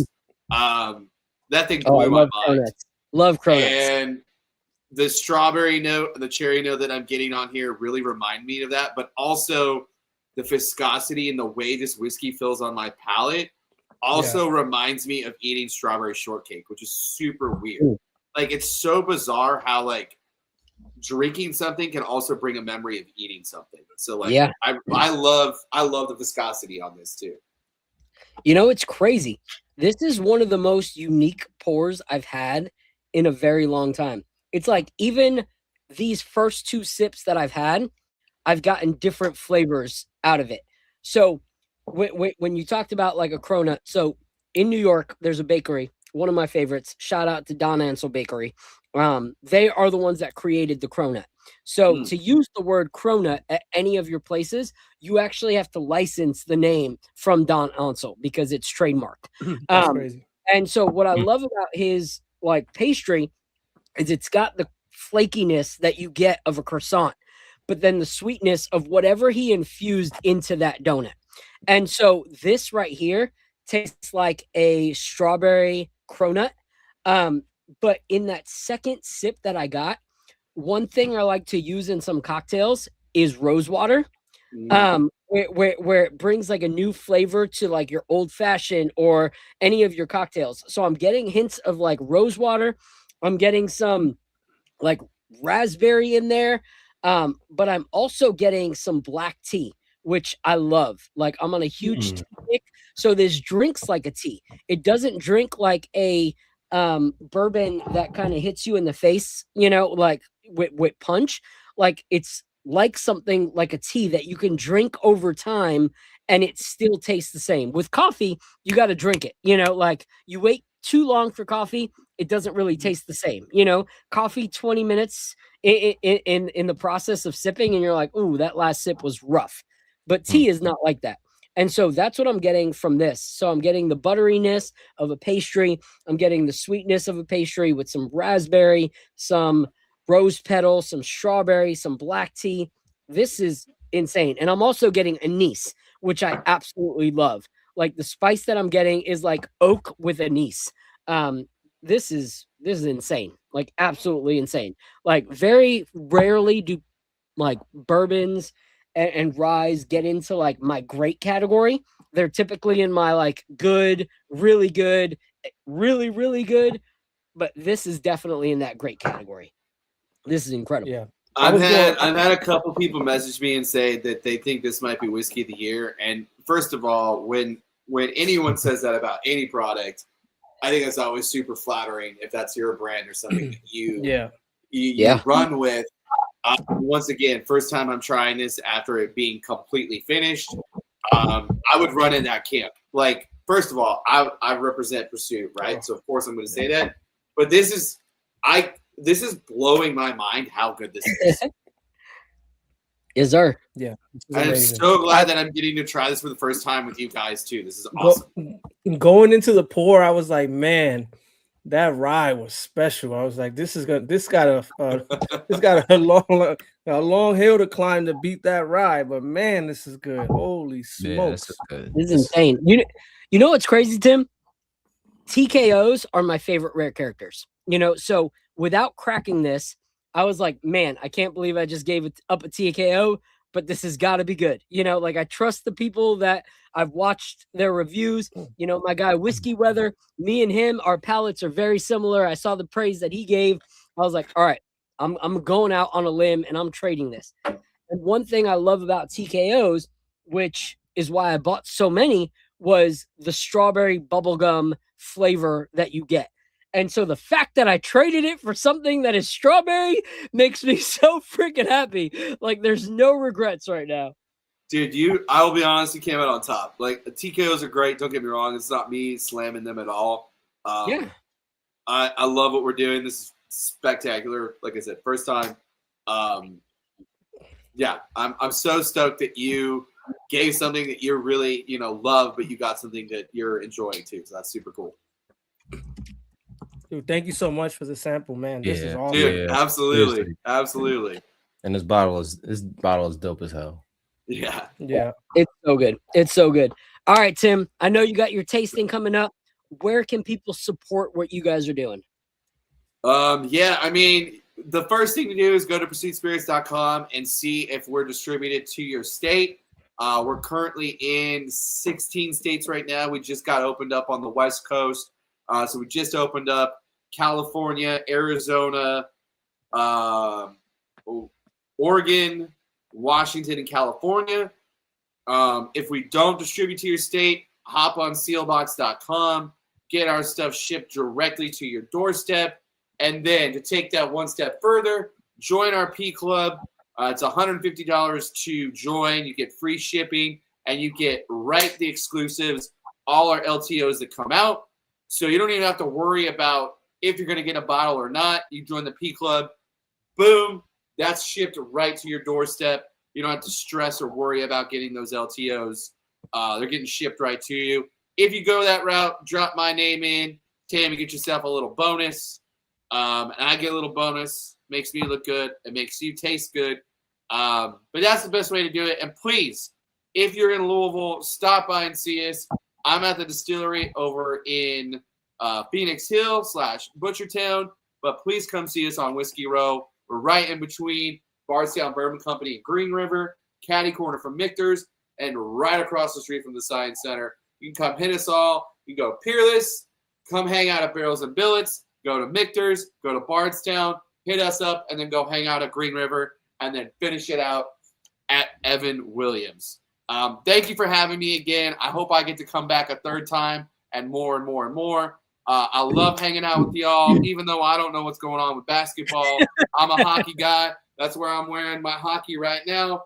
Tonight's game 6. It is going right now. Fingers crossed that we can pull out a W and go to game 7. But seriously, thank you for letting me be here. Thank you for letting me support this brand and support you guys. I appreciate you all. Like I said, I hope I get to come back again. Come see Great us in meeting you, Tim. Louisville. And I hope I'll see you all soon. Tim, Take you care, know, man. Tim. you know, I freaking love you, dude. Question: they asked if you guys distribute in New York right now. I don't think we're in New York right now. I know we're in DC because our national sales rep is actually in DC right now as we speak. But you guys deliver there, right? You guys We can do deliver? deliver there. Like I said, P Club, Seal Box. Get yourself a P Club subscription. You get all the LTOs and did sub. And if you don't like what's coming out, you can skip and go to the next quarter, and you're not penalized for it either. So P Club's really the best way to get our stuff if you can't get it distributed where you're at. So, Tim, obviously you'll hear more from me. I'll be texting you probably tomorrow. But one thing that we're trying to do, maybe in the summer before next year, is do something a little bit different and actually get some barrel picks with brands this summer to showcase next season on our episodes. So Pursuit is obviously number one on our radar because of you and obviously the juice that's in this bottle right here. But we appreciate you, man. Thank you so much. We will have you back. And until next time, God bless and good luck tonight on your sampling whiskey thing that you're doing. And also hope that your team wins, even though I know nothing about hockey. Yo, take care, Tim. Nice to meet you. Rock and roll. Nice to Later, meet bro. you. Have a good one. Peace. All right, B, it's that time. And I'm going to go with you first. Mikal freaking Bridges came out of nowhere. He went from being, hey, you can hitchhike and maybe we'll pick you up, to, all right, let this fool ride shotgun, because he is doing it all for us in that last series.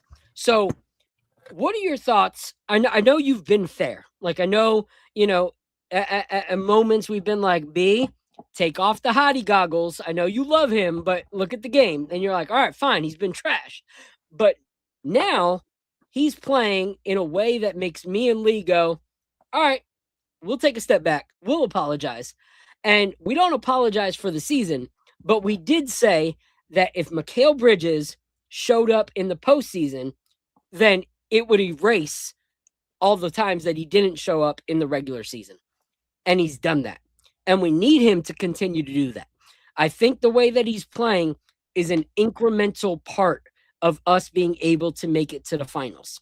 Like, if he does not play that way, it's going to hurt us. So what are your thoughts on how your Boothang has performed in the playoffs, and can he sustain this into this next round? I'll go to you first, obviously. The thing about Mikal, yes, Villanova. You know, I always got to support my boo. The thing about Mikal is, I always emphasize that I'm a fan of the game. So when it's not even a Mikal thing, it's a Knicks thing. You know, I just kind of get blind with the Knicks. Like, I always have faith in us. I think that we have a great roster.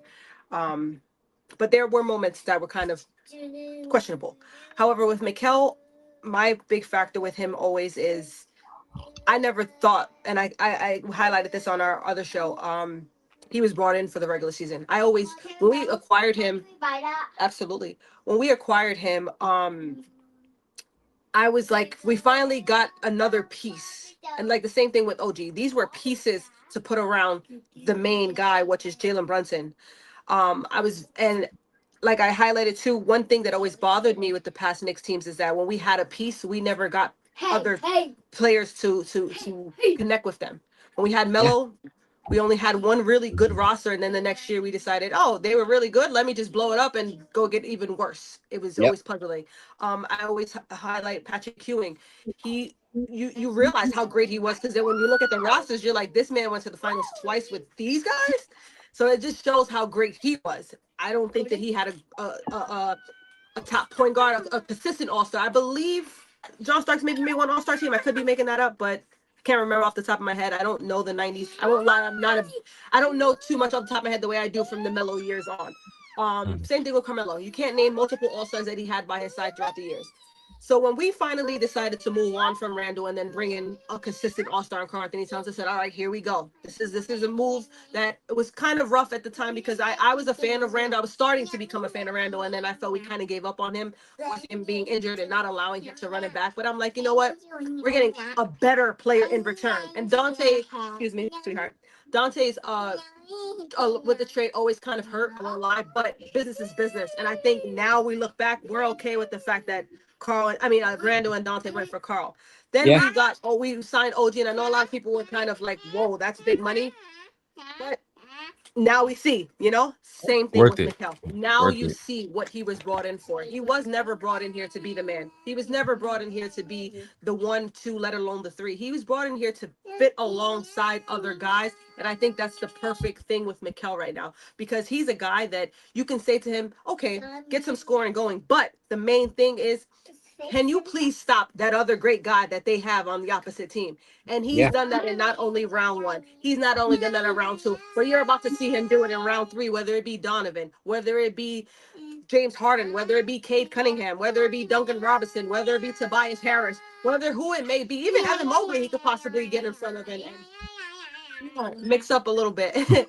So that's where I always stood in the face of him, because there's certain things that you need ingredients. You don't need 10 scorers in the NBA because there's only one basketball. However, you do need someone who can rebound. You do need someone who can play defense. You do need someone who can, get some scores. And we have that in Karl and Jalen Brunson. They're going to get you buckets.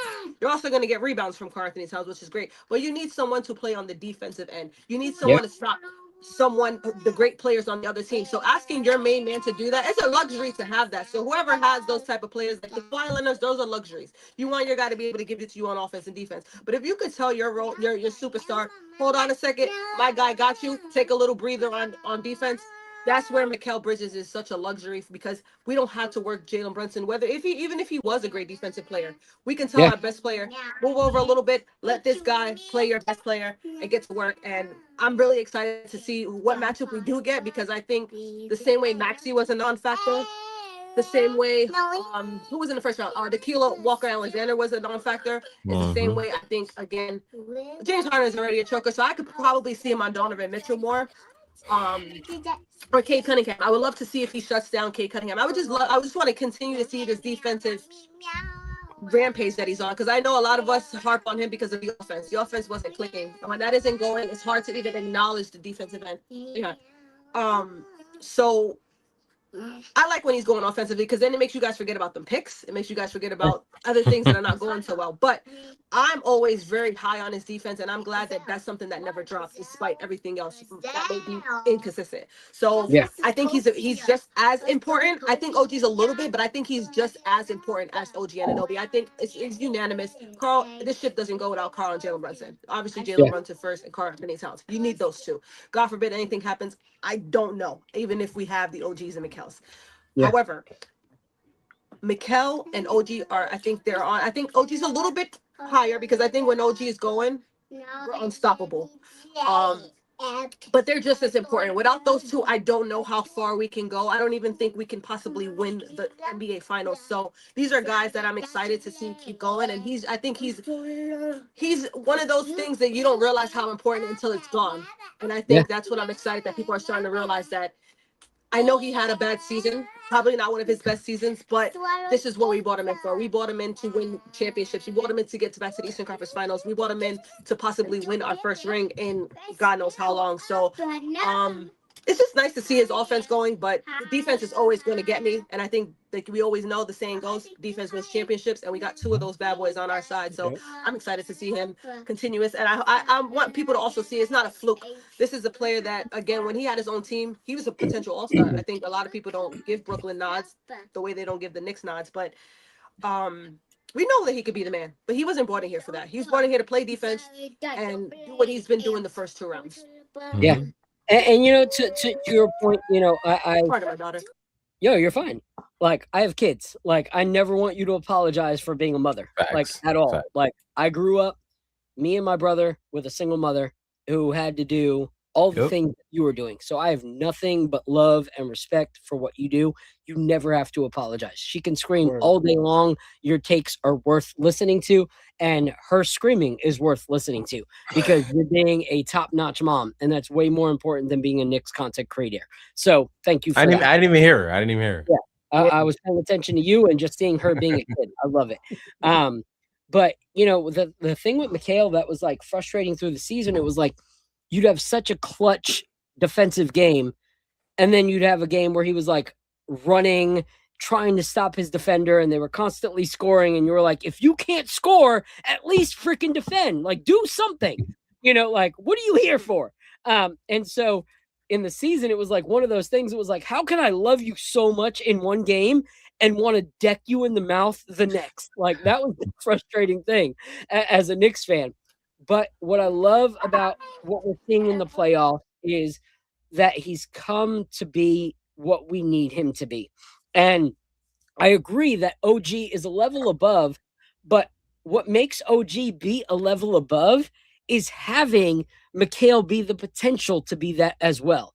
If the defenses see that Mikhail is a pushover and that he's going to be complete trash all like season, like all playoff long, they're not going to worry about OG like the way that they worry about OG because they're like, oh, we can double team OG when we need to, or we can do this or we can do that. But the fact that Mikhail is willing to do the things that we've asked him to do all season, and he's doing them now in the playoffs, it makes it easier for Cat. It makes it easier for JB. It makes it easier for OG. So yes, he might be fourth on the totem pole offensively, but him being part of the offense makes it matter. Like, it even allows Josh Hart to get shots that Josh Hart would not normally get because they're worried about the number 4 that the number 5 is allowed to shoot. But if they're not worried about the 4, then they can be like, oh, the number 5 is not going to shoot because the 4 sucks. So being that Mikhail has stepped up has truly changed the trajectory of the playoffs for us. So before I go to the next topic, I'm going to let you chat on this as well, Al. What are your thoughts on what we've seen from Mikal Bridges? And do you think that he can sustain this through the rest of the playoffs? Well, I want to say I was one of those people during the regular season that was completely out on Mikal Bridges. If you look over here above my shoulder, I have Anthony Mason's jersey.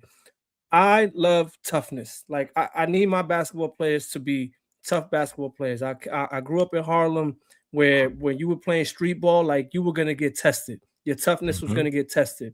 And I love what Loopy always says. His motto is bully up. Yeah, that's always I've taken that motto. I always say the same thing. You got to bully up. So Mikal Bridges is kind of the antithesis of that. Like, he's more a tactician. He shies away from contact in the regular season because he's pacing himself for the postseason. And he has proven now to me in these last 2 years that he's a playoff riser. He has, and that's the most important time of year because you don't, the best availability, the best ability is availability, right? Yep. And so the fact that he's there for us 82 games out of the year is a feat in and of itself, and is super important in helping us win games and making us get playoff seeding. And then for him to be able to elevate his game every playoffs is crazy. And the way that he's elevated his game in this playoffs just made me be like, you know what? I'm done bashing Mikal. And I went and put this up on the screen. I went and I signed my Mikal Bridges apology form. Put it up on the screen, Phil, so everybody can see it. Here it is. I'm sharing it. Boom. There it is. It was signed on May 9th by me. I don't know ball. Yo, send me a copy. Send me a copy. I need to sign it. I encourage everyone else that was bashing Mikal to sign theirs too. I sign it. No. I'm shutting that down. All right. I already know what you're gonna say, Phil. But listen, bro, I'm a man of my word, bro. I said if he start playing better, I gotta give him his credit. But here's the thing. Mikal Bridges is the kind of player that is going to either rise or crumble to the occasion. Okay. And so the fact that Mikal Bridges played the way that he did in the playoffs I think the fact that the fans were honest about what they saw and their frustrations with him as a player actually resonated with him. He is the kind of guy that is level headed and he appreciates the accolades and the praise from the fan base, but he also is willing to take the critiques of the fan base. And I think he knows that he did not deliver in the season. So I don't apologize for what I saw in the season because that's acting like I didn't see what I saw. Yeah. We saw what we saw. Even the girl yeah. that's absolutely in love with him saw what she saw. But she knew the player that he was in the playoffs last year, and she held on to the hopes that he would show up and be that player. Which is why me and Lee say, hey, we're not going to apologize for the critiques that we gave him because critiques make you better. Like when we come to the KOT family, I look at all of our takes years ago as opposed to our takes now, and iron sharpens iron. Like I'm going to listen to B and I'm going to be like, where was I wrong? In mine and her debate. And I know that B's going to do the same. I know B's going to go, Phil had a good point there. I didn't see it that way, but maybe I should have saw it that way. And that's because we listened. If we continue to spit the same retired, uneducated take that we took 6 months ago, that would be an issue. Yeah, but the fact that we have each other to sharpen each other and be like, hey, this is where my issue was. Like Lee publicly came out on their last KOT show and was like, yo, I said something about Phil that was dumb and stupid, because this kid knows ball. Like I should have never said that. I was an idiot. And I was like, bro, I forgave you about that 6 months ago. You don't need to apologize about it again. But like for him, he was like, I don't know how I missed that, And so that's a humility thing. And I think Mikal Bridges is that kind of player that sees that he did not deliver the way that we needed to have him in the playoffs. I mean, in the regular season. And he's changed that in the playoffs. Like we can't look and go, "Oh, I was wrong. He did draw contact in the season." No, he didn't. Like, what was your apology for? Like, there was no, he didn't get to a foul line. No, he didn't. Like, I think what my defense also came from was if you remove certain aspects, and I agree with you guys. You can't kind of apologize for what we were seeing in time. With me, my take always came from. I always ask people, if we didn't give the picks away and we just acquired Mikal Bridges, would you guys still feel the same way?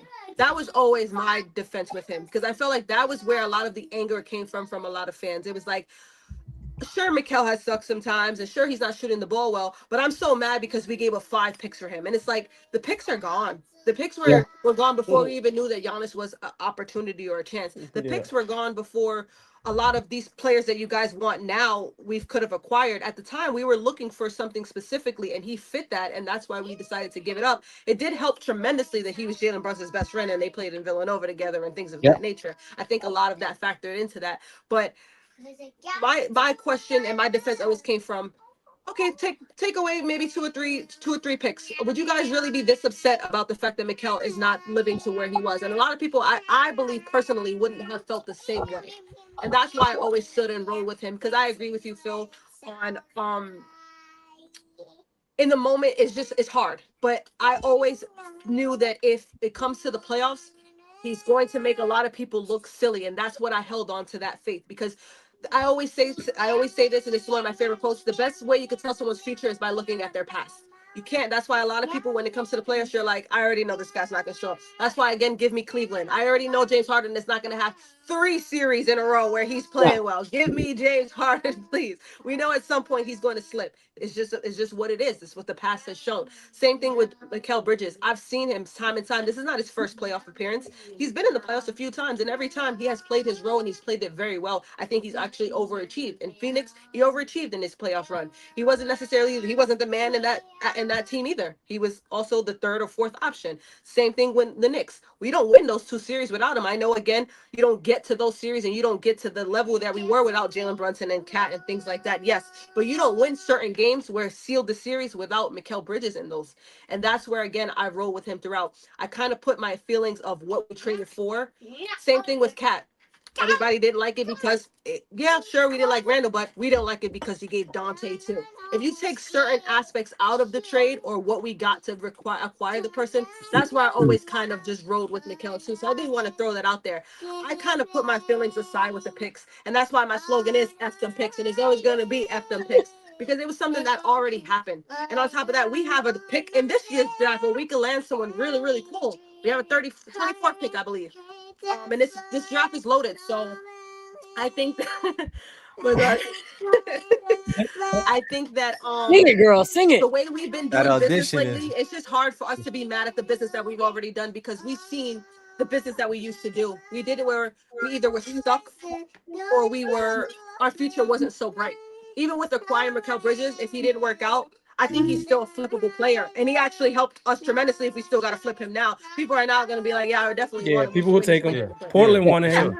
He's Portland still wanted him. flippable. Yo, We've been stuck if with non-flippable players, and we also, when we look on draft night, we weren't looking forward to it because we were either stuck in the dirt and it's like, okay, if this guy comes in, is he really going to take us to the glory? Or we didn't have good enough picks.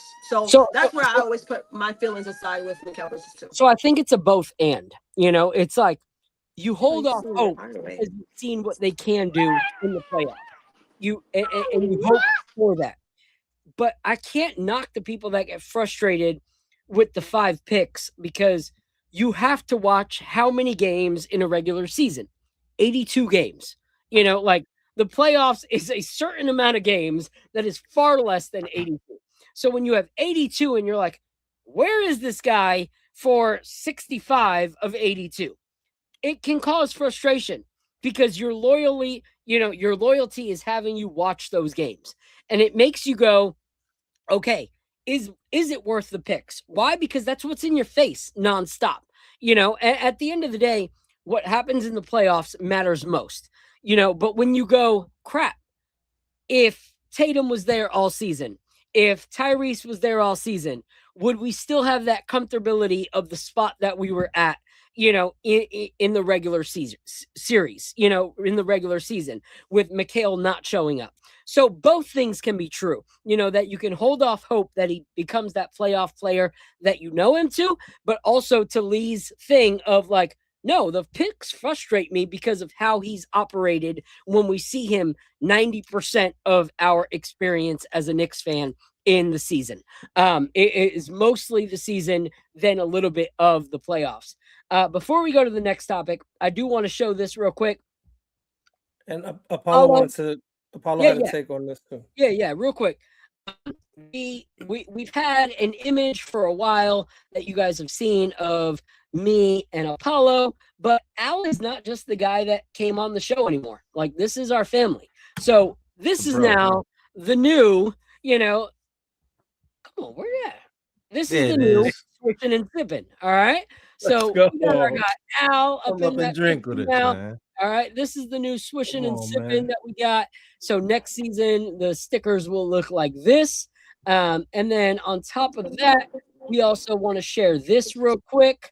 And this is, we want to keep things on brand. So after talking for a long time, me and Jay Ellis, at first it was Phil's show that Apollo, was a co-host on. Then it was Phil and Apollo, and Al was another co-host. I don't see it that way. This is my family. This is my squad. You don't need to just see a cartoon of Phil anymore. This is our new brand logo for the Knicks Nightcap. So you will see, all of our merch and everything like that coming in the summer and the off season will look like this. This is our squad. This is our team. This is not Phil's show. This is our show. So, chat, are y'all feeling the logo? Are y'all feeling the new stickers with all the guys? Like, tell us in the chat how y'all feeling them. Yes. So before we let Apollo go, because he's got to clean some toilets in the morning. I hope not. I hope I ain't got to clean up daggone toilets in the morning, man. You better clean your own toilet. If you're a grown adult and you pay rent, you better not clean your toilet. All right. All right, I'll go we got off. over 345 of you guys right now go. live on all of our channels. We appreciate you guys so much. Like, thank you so much for being here. But we're going to let Apollo talk on that topic real quick before we continue for the next 20 minutes with myself, Al, and B. So drop your knowledge, Apollo. So I just wanted to touch a few notes on Macau. His last 2 games, he's a plus 46. You know what I mean? Like these numbers are crazy. That's just a crazy number. Not all picks are equal, y'all. You know what I mean? Like not everybody's situation is the same. I get what people say when they talk about the picks because of what picks usually mean. And in terms of talent, first of all, not every draft is equal. That's number one. Yeah. You know what I mean? So you're gonna have a lot of these picks that amount to nothing. You know what I mean? Like look at Washington. They just had no, not Washington, Atlanta. They just had a number 1 pick a few years ago. That guy's not even in the starting lineup. Ricochet. He's not even in the starting lineup. He's a you know what I mean? So sometimes I think people get mixed up with the picks when Macau doesn't play well. And that's understandable because if you look at how many guys are ahead of Macau, you know what I'm saying? Like it's not like he is the number 1 or number 2 guy. You know what I mean? So in my opinion, sometimes I think the picks get overblown because of what picks mean generally. But to this team, with our window, they would have been picks, low picks. Yeah, they would have been low picks, and they would have been guys that if we drafted them, they would have sat on the bench anyway. You know what I mean? We got Mo on the bench, who we know how talented Mo is, and can he get any burn on his team? He can't. He can't. Yeah. So not all picks are equal. There's just so many factors when you add into how many picks we gave up for this guy. We weren't going to be playing any of those guys that we would have drafted with those picks at all. I'm sorry. I got a question for you, Apollo. Yeah. When we win the championship at the parade, are you going to be wearing the Macau Bridges F them picks shirt with me? Got to. I will be rocking it with you, brother. Because at that point, who could talk about picks? You got the ring. Once you get the championship, I will never talk about picks ever again. Never again. But that's just I just wanted to throw that in there. So it's easy to say that. Before I let you go, I want to push back a little bit on this. Okay. And the reason I want to push back about it is because of where he is in our lineup, being the number 4, sometimes number 5 option. And the reason that people have an issue with that and him not showing up at certain points in the season is because 5 picks that are later in, the draft might seem, they're later in the draft. But what do you see more times than not? Teams package multiple drafts to then get something up front in the draft, to get something within the top 3, top 4 of a draft. And so when you look at, certain things like that, and you go, okay, that's 5 picks. That's 5 picks that they possibly could have packaged for a swap in the number 1 or number 2 of an upcoming draft. And you look at drafts like this year, specifically, you have the number 1 of AJ Dibonce, AJ Dibonce, and Darren Peterson, that are both considered possible generational talents, and you go, 5 picks could have gotten us a swap, so you have to see it both ways. You have to see it as what could have been. And because when we were in the Tibbs era, I would have completely agreed with you, which is why I had no pushback on 5 picks when Tibbs was the coach. Because I was like, no youngin's going to get any burn to even know if they're a generational talent anyway. So why do we have picks? But now we have Mike Brown, who has allowed young guys to be able to develop throughout the season. You saw clutch Diawara minutes. You saw clutch Tyler Kolek minutes where you were like, man, we had this last year and we didn't use this. That just gave us like 5 wins in a row was, going through Kolek while Brunson was down. And so that's why I understand both sides of the coin. I understand people looking and saying, okay, 5 picks don't matter. But I also understand people that go, 5 picks matter, because you bundle 5 picks for 1 pick. So that's why I said generally it's easy to put that blanket on the topic. You know what I'm saying? But like I said, so say, first of all, those trades don't really happen. Where you trade 4 or 5 picks and you get the first pick or second pick, like no one's doing those trades anymore. You know what I mean? Like that doesn't really happen, because usually those teams that at the bottom of, you know, the barrel, they're looking for the best player. They're not trying to give up that opportunity, because that could make them so much more money. You know what I'm saying? So when I look at that, let's give a scenario where you do make that trade, right? You bundle all of those picks and you get a number 1 pick, and then you end up with a Zachary Richard. Now what do? You know what I mean? Because sometimes you don't really get to judge a pick based off of just the pick. You got to see how they affect your franchise down the line. And I know for a fact Atlanta would have rather had made a different pick with that. But sometimes, like I said, I understand what it means in terms of saying that you could have packaged those, but those don't, that especially with the way the draft and tanking has changed, how the draft rules and draft lottery is, you don't really get those opportunities as much as you used to. Like you look at the Pacers, we just had, I forgot, who was he? He was a Pacer fan two weeks ago. Friday. It doesn't matter. Whatever.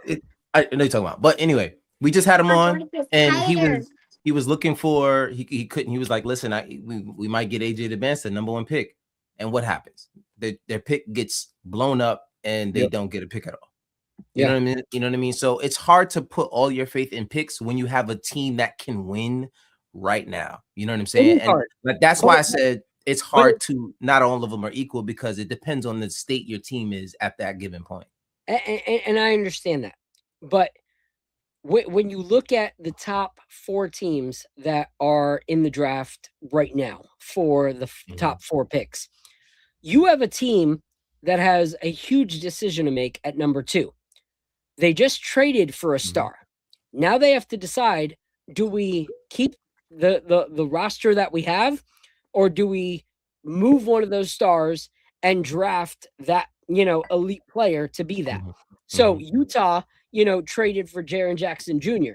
They have Kessler. They have Lauren Markkinen, So that is one of those opportunities where 5 picks for a number 2 draft could be appealing, because then they could package 5 for the number 4 pick, and it still be beneficial for them, So there's always the possibility.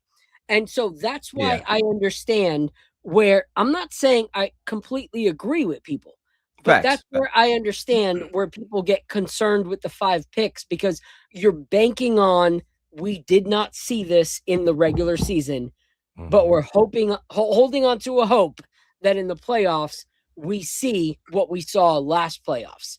Thankfully we are, but that's still holding on to a hope all season long. So while you're holding on to that hope and you see 5 picks, it's understandable, when you see like the players that could be coming into the league that could change the trajectory of a team for now, but also for the future, I have a question I have 2 questions for you, Phil. Yeah. When's the last time the Knicks had a first round draft pick? Oh, I don't 85. 85. Second question. No. When's the last time a rookie led his team to a conference finals or the NBA finals? I understand that, but I'm not worried. Like what I'm thinking with draft picks is, right now we are very bought in to right now, which is good. And that's why, again, to me, it was always, I know it's a joke, but it really is F them picks, because when you're worried about picks, you're worried about the future. You're not worried about the moment. And when you're not worried about the moment, is because you feel like you have no chance to win. Because you're so worried about what we could get to win. But when a team focuses on both, which is where Mikal came into play. When teams focus on both, like OKC right now has a winning team, but they also have picks galore. Like for me, I enjoy this. Like I enjoy trying to win a chip right now. But I also think about the fact that I'm 41 years old and I've bared the burden of being a Knicks fan for so freaking long. and I just brought my kids into this fandom. So for me, I look and I go, well, if we can be contenders right now and moving forward, that's appealing to me as well. So that guy may not be our right now, like Cooper Flag was not Dallas Mavericks right now, but I feel like for years to come, Cooper Flag is going to continue to be an impactful player in the NBA, for years to come. So for me, when I look at Mikal, I'm like, crap, I know he's our right now, but is he keeping us from being a right now and a tomorrow?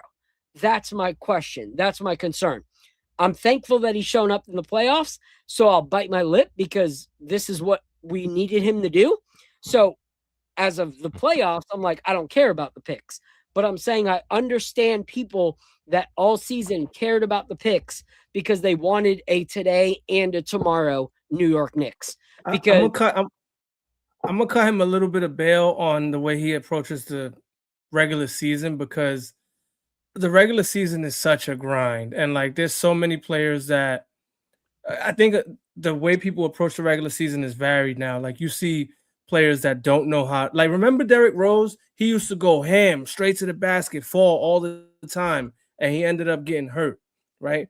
Like look at our boy Apollo Gucky Reed. Like he goes ham. That's why Mikal Bridges has 2 Achilles. Gucky Reed got 1 Achilles. You see what I'm saying? Like, because he knows how to manage his workload, and he can show up when it's most important. And like, look at the guy that everyone tries to trade him for, Giannis. He looks like he's having a hard time like navigating his body and getting through the grind of an 82-game season. And now, what if we get? And this was my thing with trading for Giannis. We trade for Giannis, he gets hurt. Our championship window is gone, right? So like you gotta I want to shoot him a little bit of bail for taking care of himself and being ready to deliver in the playoffs, because that's when it matters most. And every time that the Knicks were playing bad in the regular season, there was all the optimistic Knicks fans that were like, yo, none of this matters. Like, we're just getting ready for the postseason. And I was like, yo, like you can't just switch on the switch in the postseason. The Knicks have done that. They have done that. And I'd rather deal with Mikal regular season if I'm going to get this Mikal postseason. I like that comment. That's where I agree. That's where I agree. I'll deal with Mikal mediocrity if it means Mikal is all-star caliber in the playoffs. Because at the end of the day, we have enough talent to get us to the playoffs. But Apollo, I know you got to go. So before we go to the last topic, I'll let you say your goodbyes. Let everyone know where they can follow you. You can find me Guard Up Knicks everywhere. Twitter, TikTok, YouTube, everywhere. And even Instagram. Even I don't post on Instagram anymore. Maybe I should start doing that. But anyway, thank y'all, man. Shout out to you, Phil, Al, B, and Little B with the audition today. You know what I'm saying? But shout out to y'all, man. Yeah, let's we probably won't talk until after the first game. After the first game. Word. Yeah, so maybe the first 2 games. Next you can take a few days off. That's going to game 7. You can take a few days. I think so too. Yeah, letting everyone know next week will be on Wednesday night. So we will be here Wednesday night. Apollo, we'll see you there. I'll obviously talk to you before then. But appreciate you, bro. You have a great night. Salute to y'all, man. Have a good night, bro. All right, reminder, everybody, we got these Payback is a Mitch shirts on our Etsy store right now. Do us a favor, please support the KOT channel. Pick one of those up tonight. We know payday is tomorrow, so we'll let you guys know. Intellect getting paid tomorrow. I know my guy Real Ham getting paid tomorrow. Wolverine getting paid tomorrow. Yeah, so use code SWEEP to make sure you get a discount. But we would truly appreciate the love and support as we're trying to do more things to be creative, to be able to provide for the network and everything like that. Letting everybody know, if you are watching right now, there's over 355 of you across multiple channels that are rocking with us. We appreciate you. We will be doing a watch party in Tampa, Florida. We are unsure of the date right now because obviously we're waiting on the schedule to be officially announced. So ignore the date on the flyer I'm about to show you. But this is a rough draft of the flyer. All right. So it's at a spot called Gas Bars, which is Tough. absolutely incredible. So this is the flyer right there. If we go against Cleveland, That's super and tough. this is the flyer right there. If we go against the Pistons, we have multiple sponsors, so we will be selling some raffle tickets that'll help with the channel and paying our StreamYard and all that fun stuff. We got New York NYK all day. They'll be donating a Jalen Brunson shirt. Mathematics Apparel Nice. will be donating 2 shirts and a jersey that represents your borough. So whatever borough you're from in New York, it'll have that on the front of the New York jersey, as well as whatever number you choose. NBA Economy will have multiple Jalen Brunson bobbleheads. We also got confirmation tonight from Gusto NYC. They'll be donating They a make dope sick stuff. New York City hat, New York Forever hat, Sick. in New York Knicks colors, as well as Bacher Backpages that has donated 3 shirts with them and Tom Wow. Kuntz that was on the show last week. So we have multiple things that'll be donated. So we would appreciate anyone that's in Florida to come out, hang out with me and Al at that watch party. It's going to be a blast. So last things I want to talk about with you two before we head out, because it is 10:22, is going into, well, first, I don't even want to play the video. I just want to dead this conversation real quick. We saw a video that talked about how if we do not win the finals this year, that we should trade Mikal Bridges for LeBron James. And it made me lose all credibility for that person. Like, at the end of the day, I'm not trading LeBron James for a regular season Mikal Bridges. Okay? Because at least a regular season Mikal Bridges knows how to stop somebody from taking the layup. All right? The new version of LeBron James does not. So there's no way I'd be trading that for Mikal Bridges. So anyone in the chat that is in support of trading for LeBron James, do me a favor. Unfollow us, delete your Twitter account, delete your Facebook, your Instagram, and anything where you have a voice, because your voice should not be spoken. All right. We do not want LeBron James coming to the New York Knicks and trying to get credit for what we've put in this hard work season. So forget that. What I do want to talk about with you, Al, and with B before we go is, are there any preferences on who we play in this next round? Do you have a preference of the Cavaliers or the Pistons? I'll go with you first, Al.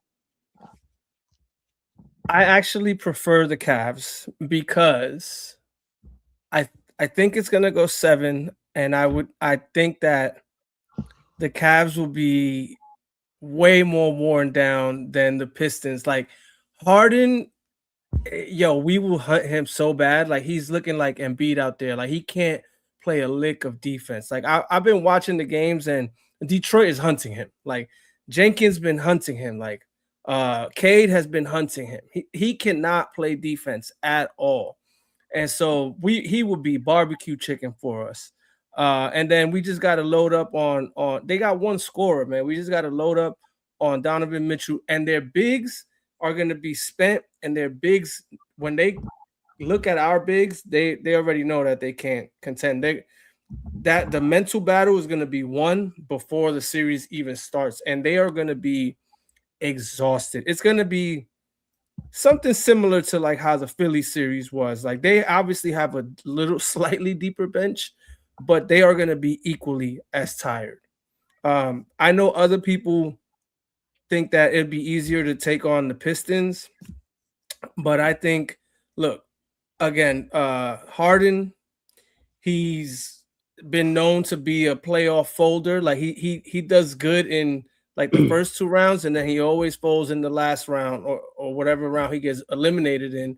And there's no reason to think that that's going to change this year when he's older and he looks as old as he looks. Like he looks older than LeBron James right now, the way he's moving on the court. He's had some good games, but when you look at him on the defensive end, he's barbecue chicken. He is a cone, and we will destroy him and pick him apart. So I think that we could cook Cleveland. So I want Cleveland.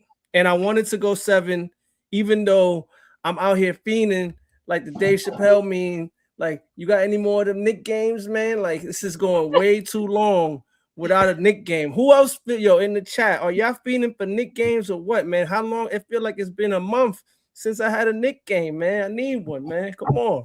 All right, B. Any preference on who we have in the finals? Eastern Conference Finals.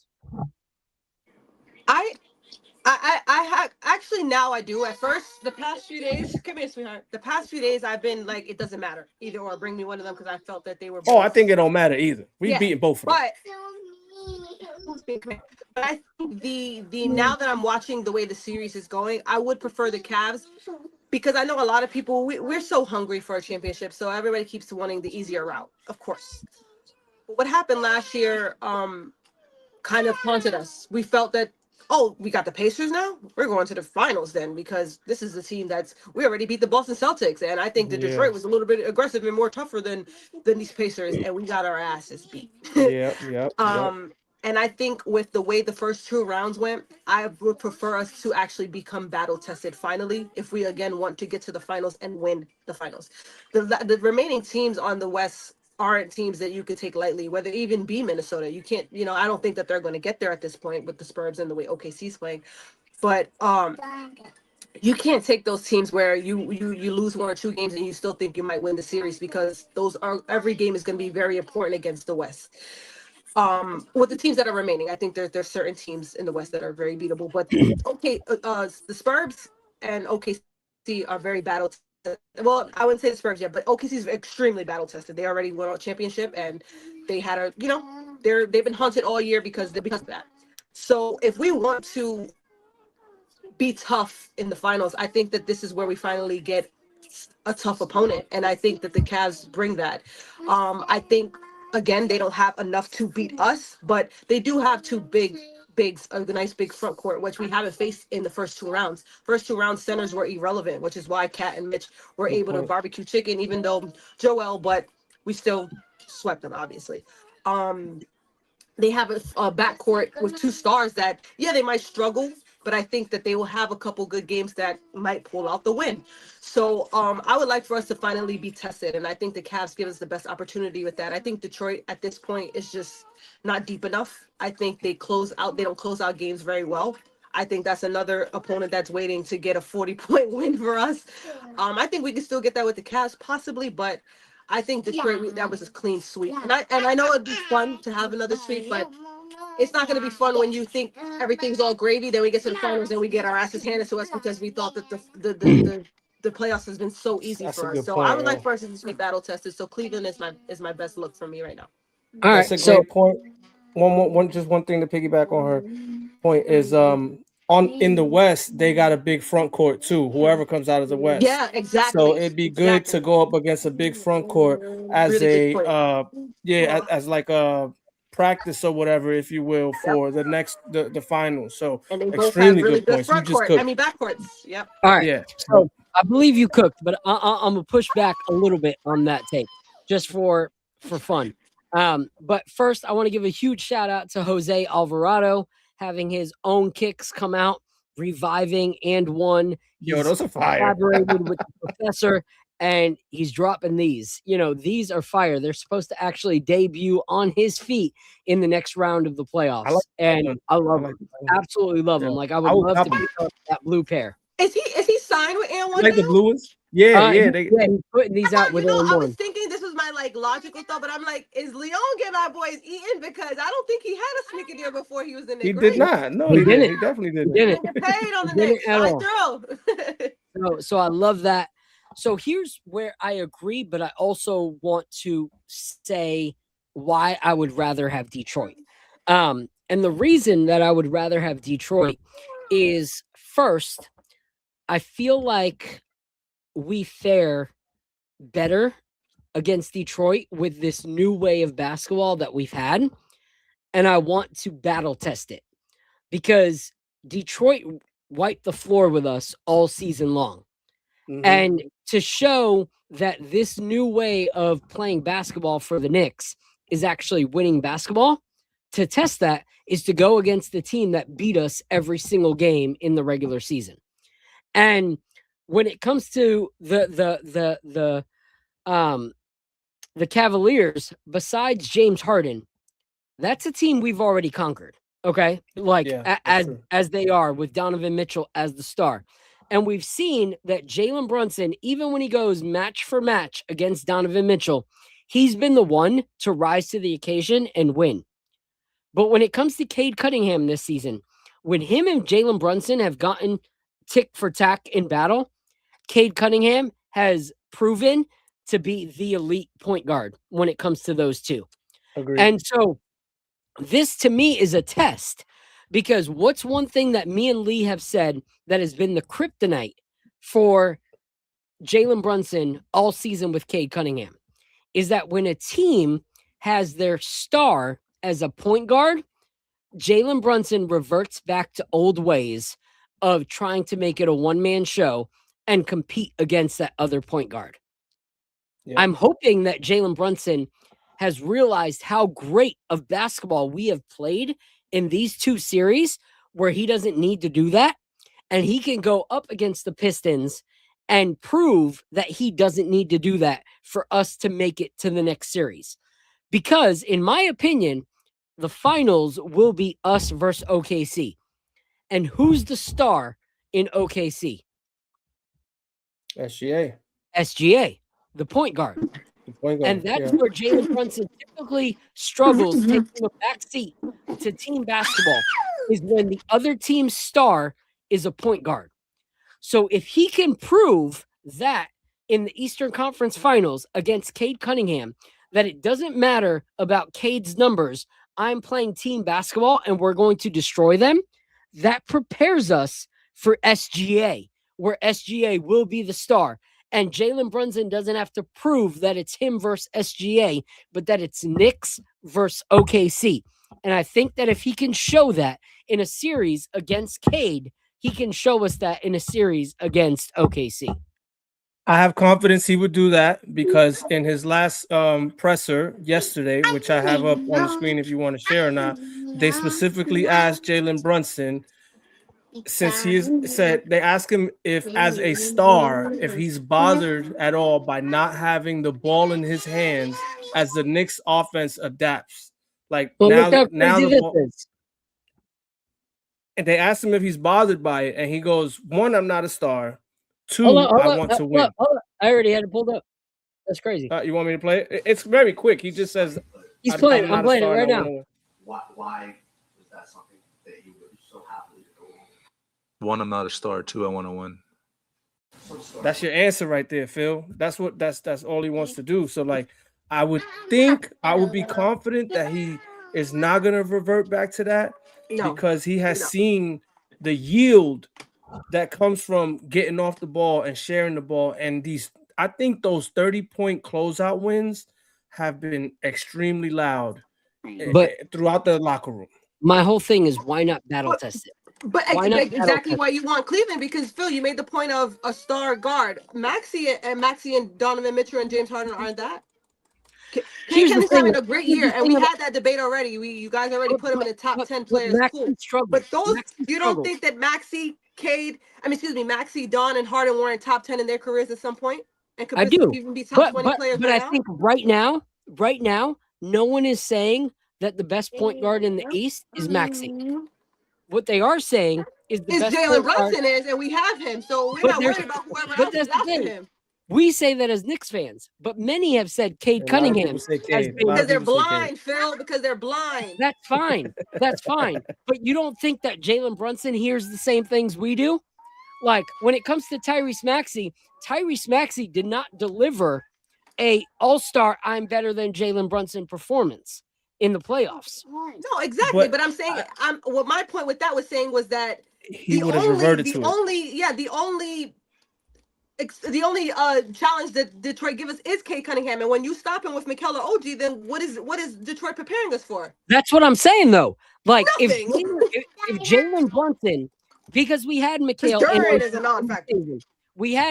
and OG in the season, and it was still a tick for tack. If you watch those games back and forth, In the fourth quarter, it became Cade Cunningham versus Jalen Brunson in the fourth quarter. That's what it came down to. What In games? most Last games. year's No, playoffs? this season. Ask Detroit what the regular season means in the playoffs. I know it doesn't matter. But what I'm saying is we lost those games because it was a tick for tack. You cannot tell me that SGA is not going to be SGA in the finals. Okay? SGA is, if we actually look, have you seen SGA against the Lakers series? He don't win that series without Chet. I know that. He's been playing okay. He hasn't been playing the way Jalen Brunson's been playing. But he's still known as their best player. No, absolutely. I And won't that's take away when from Jalen SGA. Brunson gets a chip on his shoulder, is when the other team's point guard is considered their best because he wants to prove that he's the best on the court. When it's someone else that's not the point guard on the court, Jalen Brunson doesn't overprove himself. That's a fact. Like when they go against the Nuggets, Jalen Brunson don't get taken aback.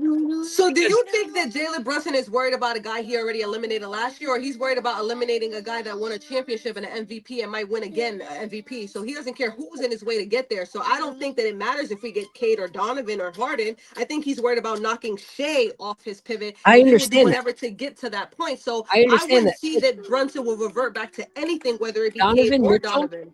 Donovan Mitchell has never been considered in the Eastern Conference as the better point guard than Jalen Brunson.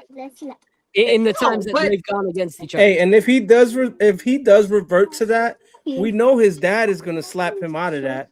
And Mike Brown, that's the job of the coaching staff. What I'm saying is, regardless of who we play in the Eastern Conference Finals, there is one player that is considered in the top 4 for MVP that is a point guard, and that is SGA, not Jalen Brunson. Okay? Yeah.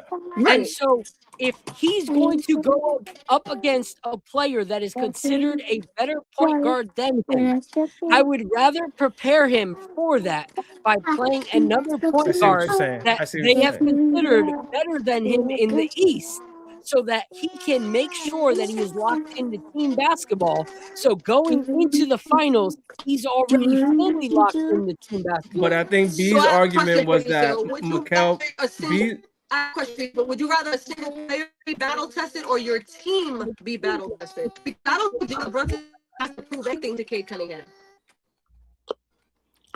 So he would eliminate him twice, and then what? What do we? I would say team battle tested, because if I look at the season, we struggled as a team against the Pistons. We didn't struggle as a team against the Cavaliers.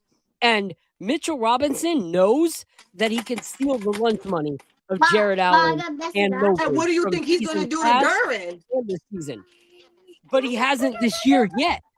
That's why I'm saying prove it now. We already know what we can do. We don't have to prove anything to Detroit. There's nothing we need to prove to Detroit or Cavs. We beat both teams with Tom Thibodeau and less than we have now. We don't have. We have to prove to the OKC or the Spurs that, again, because we can also say this. We can also say, oh, we beat the all regular season, so I want the Spurs in the finals because we beat them. That doesn't matter. You don't think the Spurs want to bust our ass for doing exactly that, what we did to them, for taking the NBA Cup for them, for sweeping them? Or I think we've lost one game, but we beat the majority of the games. We should have swept them. Yeah. That's a team that wants us bad. And that's why, again, we got our ass beat by Detroit in the regular season. So I wouldn't factor in, I only would factor the playoffs with the teams that are left. And with OKC being left, I think that Brunson, he didn't come this far to come this far again. This is the type of player that Mamba mentality. Like we see it already. He wears the sneakers. He idolizes it. He's a Virgo. That's my Virgo brothers. Like same thing with Karl Anthony Towns. Like these are guys that understand that if we fall short again, we don't know how big this window may be. And this is the closest that we've gone, and that we could get to getting to a finals. Again, I don't know how the finals may go yet, but I do know we can reach it if these are the two teams that are left in the East aside from ourselves. Oh, I believe either team will rise to the occasion. I just think we get more prepared for what we're going to see against OKC if we play against the Cavaliers. I mean, if we play against Detroit. Against Detroit, because I feel like in the playoffs, we already know that Mitchell Robinson and Cat down. the Cavaliers. We know that. We know that they can. We have struggled against the Pistons. And so us proving that we can bullet through the Pistons prepares us more so for that. Because last We're gonna season, sweep the Pistons. How does that I would prepare hope us? so. That would be even more fuel. That would be more fuel Their to our second fire. best player yesterday was Jenkins. Again, that was cool in the regular season, but that cannot be your best player in the playoffs. And you can't have Tobias Harris, kind of like a CJ and a Paul George. These are guys that if in the early 2020s, if you had these guys, cool, even in the end of the 2010s. But the fact that we're in 2026 and you're asking guys like Tobias Harris, Paul George, and freaking CJ McCollum to help you win series? Yeah. Come on, Phil. I understand. But what I am saying is if this whole season is about overcoming, okay, and doing things that we could not do, okay, Detroit was the better team all year, okay? We have proven that even when we didn't have everybody healthy, that we can go through a certain team in Cleveland. We've seen that. Like, we know that. They added James Harden, which is like, are you serious? Come on. Like, really? Like, I felt like Darius Garland was more of an issue for us than James Harden. When I look at the trajectory of where we're going, the only thing that kept us losing 2 games in that Hawks series was pride coming in and in that fourth quarter, putting it in his hands instead of the team's hands. Let's test the new way of the Knicks playing, going up against a team that has a star point guard, because we will most likely play a star point guard in the finals. We don't have to agree, but that's my opinion on that, because I really think that our kryptonite can be a certain player, whether it's Jalen Brunson or Cat or OG, making it about themselves as opposed to the team, which has shown us to blow out teams when we play team basketball. And that's what I want to see moving into the finals. And that's why I think if we play Detroit and we play that way, it prepares us to beat a star-centered one-man team and show that team basketball can beat that. OKC is not a one-man team. Jalen Brunson's I was old gonna way. say they're not a one-man team. They're not a one-man band man. Come on. Who else is an offensive threat besides Cade? Chet. No, I'm talking about OKC. Isaiah Joe. Who's it? AJ Mitchell? Everybody's calling this 2.0 Jalen Brunson. Chet, first of all, Chet killed us one of the games that they played against us. Yeah. Chet, but here's the thing. I'm not worried about Karl Anthony Towns making it about Karl Anthony Towns. I'm not worried about OG making it about OG. I'm not worried about Mikhail making it about Mikhail. Because we haven't seen that. I don't think you should be worried about Jalen Brunson. I think that he gets that. We haven't seen him relapse yet. I think he gets that it has to be about Karl Anthony Towns. And it has to be about Mikhail and OG just as much as it is about him. But why not test it in the semis before we get to the finals? Why not let's see what he does? He has not played a star. I think if you combine James Harden and Donovan Mitchell, you get Cade Cunningham. I think those. I think they're together. They're just, and he already had Maxey, and he didn't revert to it. So, but Maxey didn't rise to the occasion. Like, he just didn't. Oh, okay. But why did not Maxey rise to the occasion? You have to put in the why. The why was because Mikal Bridges. Yes, and I agree with that. But I believe that if he would have risen to the occasion, we would have seen some possibilities of him versus JB in clutch moments. So what makes you feel that Cade Cunningham won't shut down? You think that Cade Cunningham won't get shut down by OG or Mikal? I don't know. We didn't lock him down all season.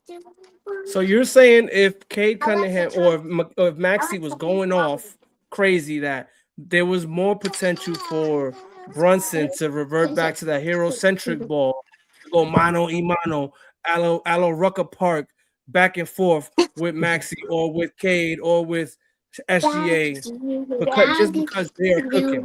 They would throw us our game. Okay, now I understand what you're saying. If you look back at all the games this season where we're like, yo, AB, what are you doing? This is close. Why are you going tick for tack with Luka?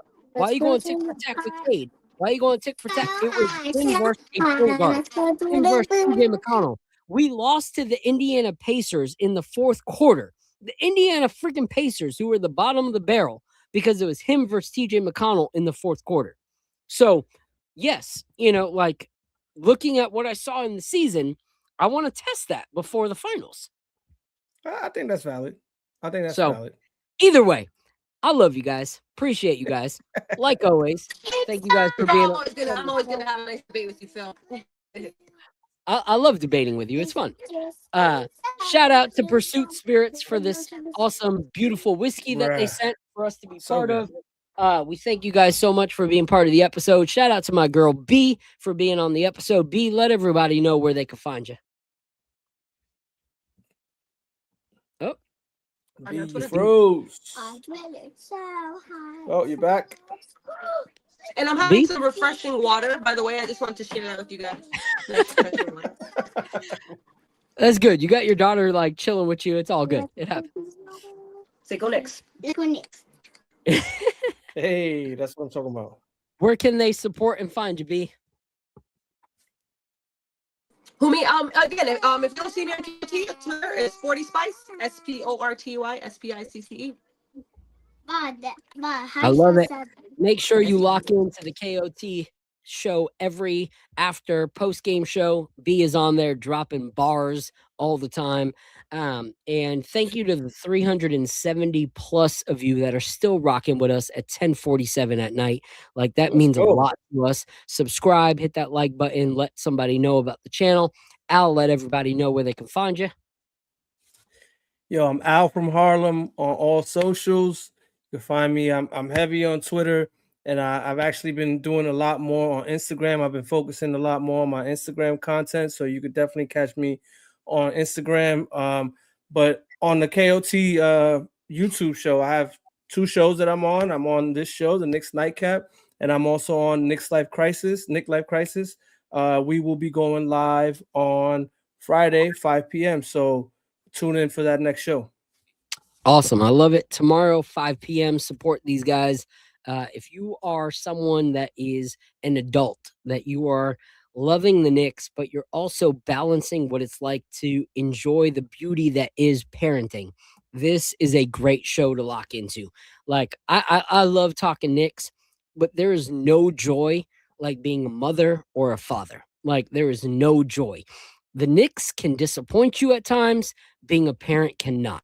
Like, that is a joy that is there 24/7. So shout out to B for being an amazing single mother, someone that we at the KOT show look up to and we support with all of our heart. Like, she is incredible. Her daughter has an amazing mother that is stepping in and doing all the work that should be done by 2 people, but she is making sure that her daughter does not feel that lack because she steps in ways that are unspeakable. So shout out to her.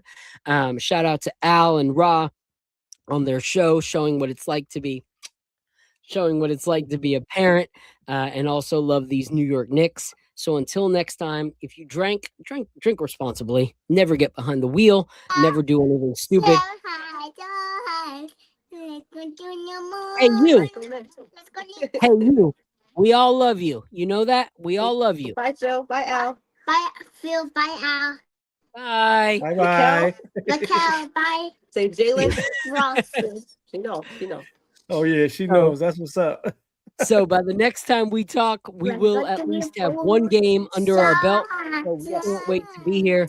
Thank you guys so much. God bless. Subscribe. Support KOT. Until next time. Let's go Knicks. This is the moment we waited for. Everything you want is right here. We gon' give them what they came for. We gon' take it up from last year. Shoot 'em my shot, boy, I'm long range. Me and the team on the same thing. Stayed down, never switched up. Only thing changed was the game. I'm in the zone now. Nothing can change what we on now. When I pull up, know it's going down. Foot on the gas, ain't no slowing down. Aiming for greatness, no settling.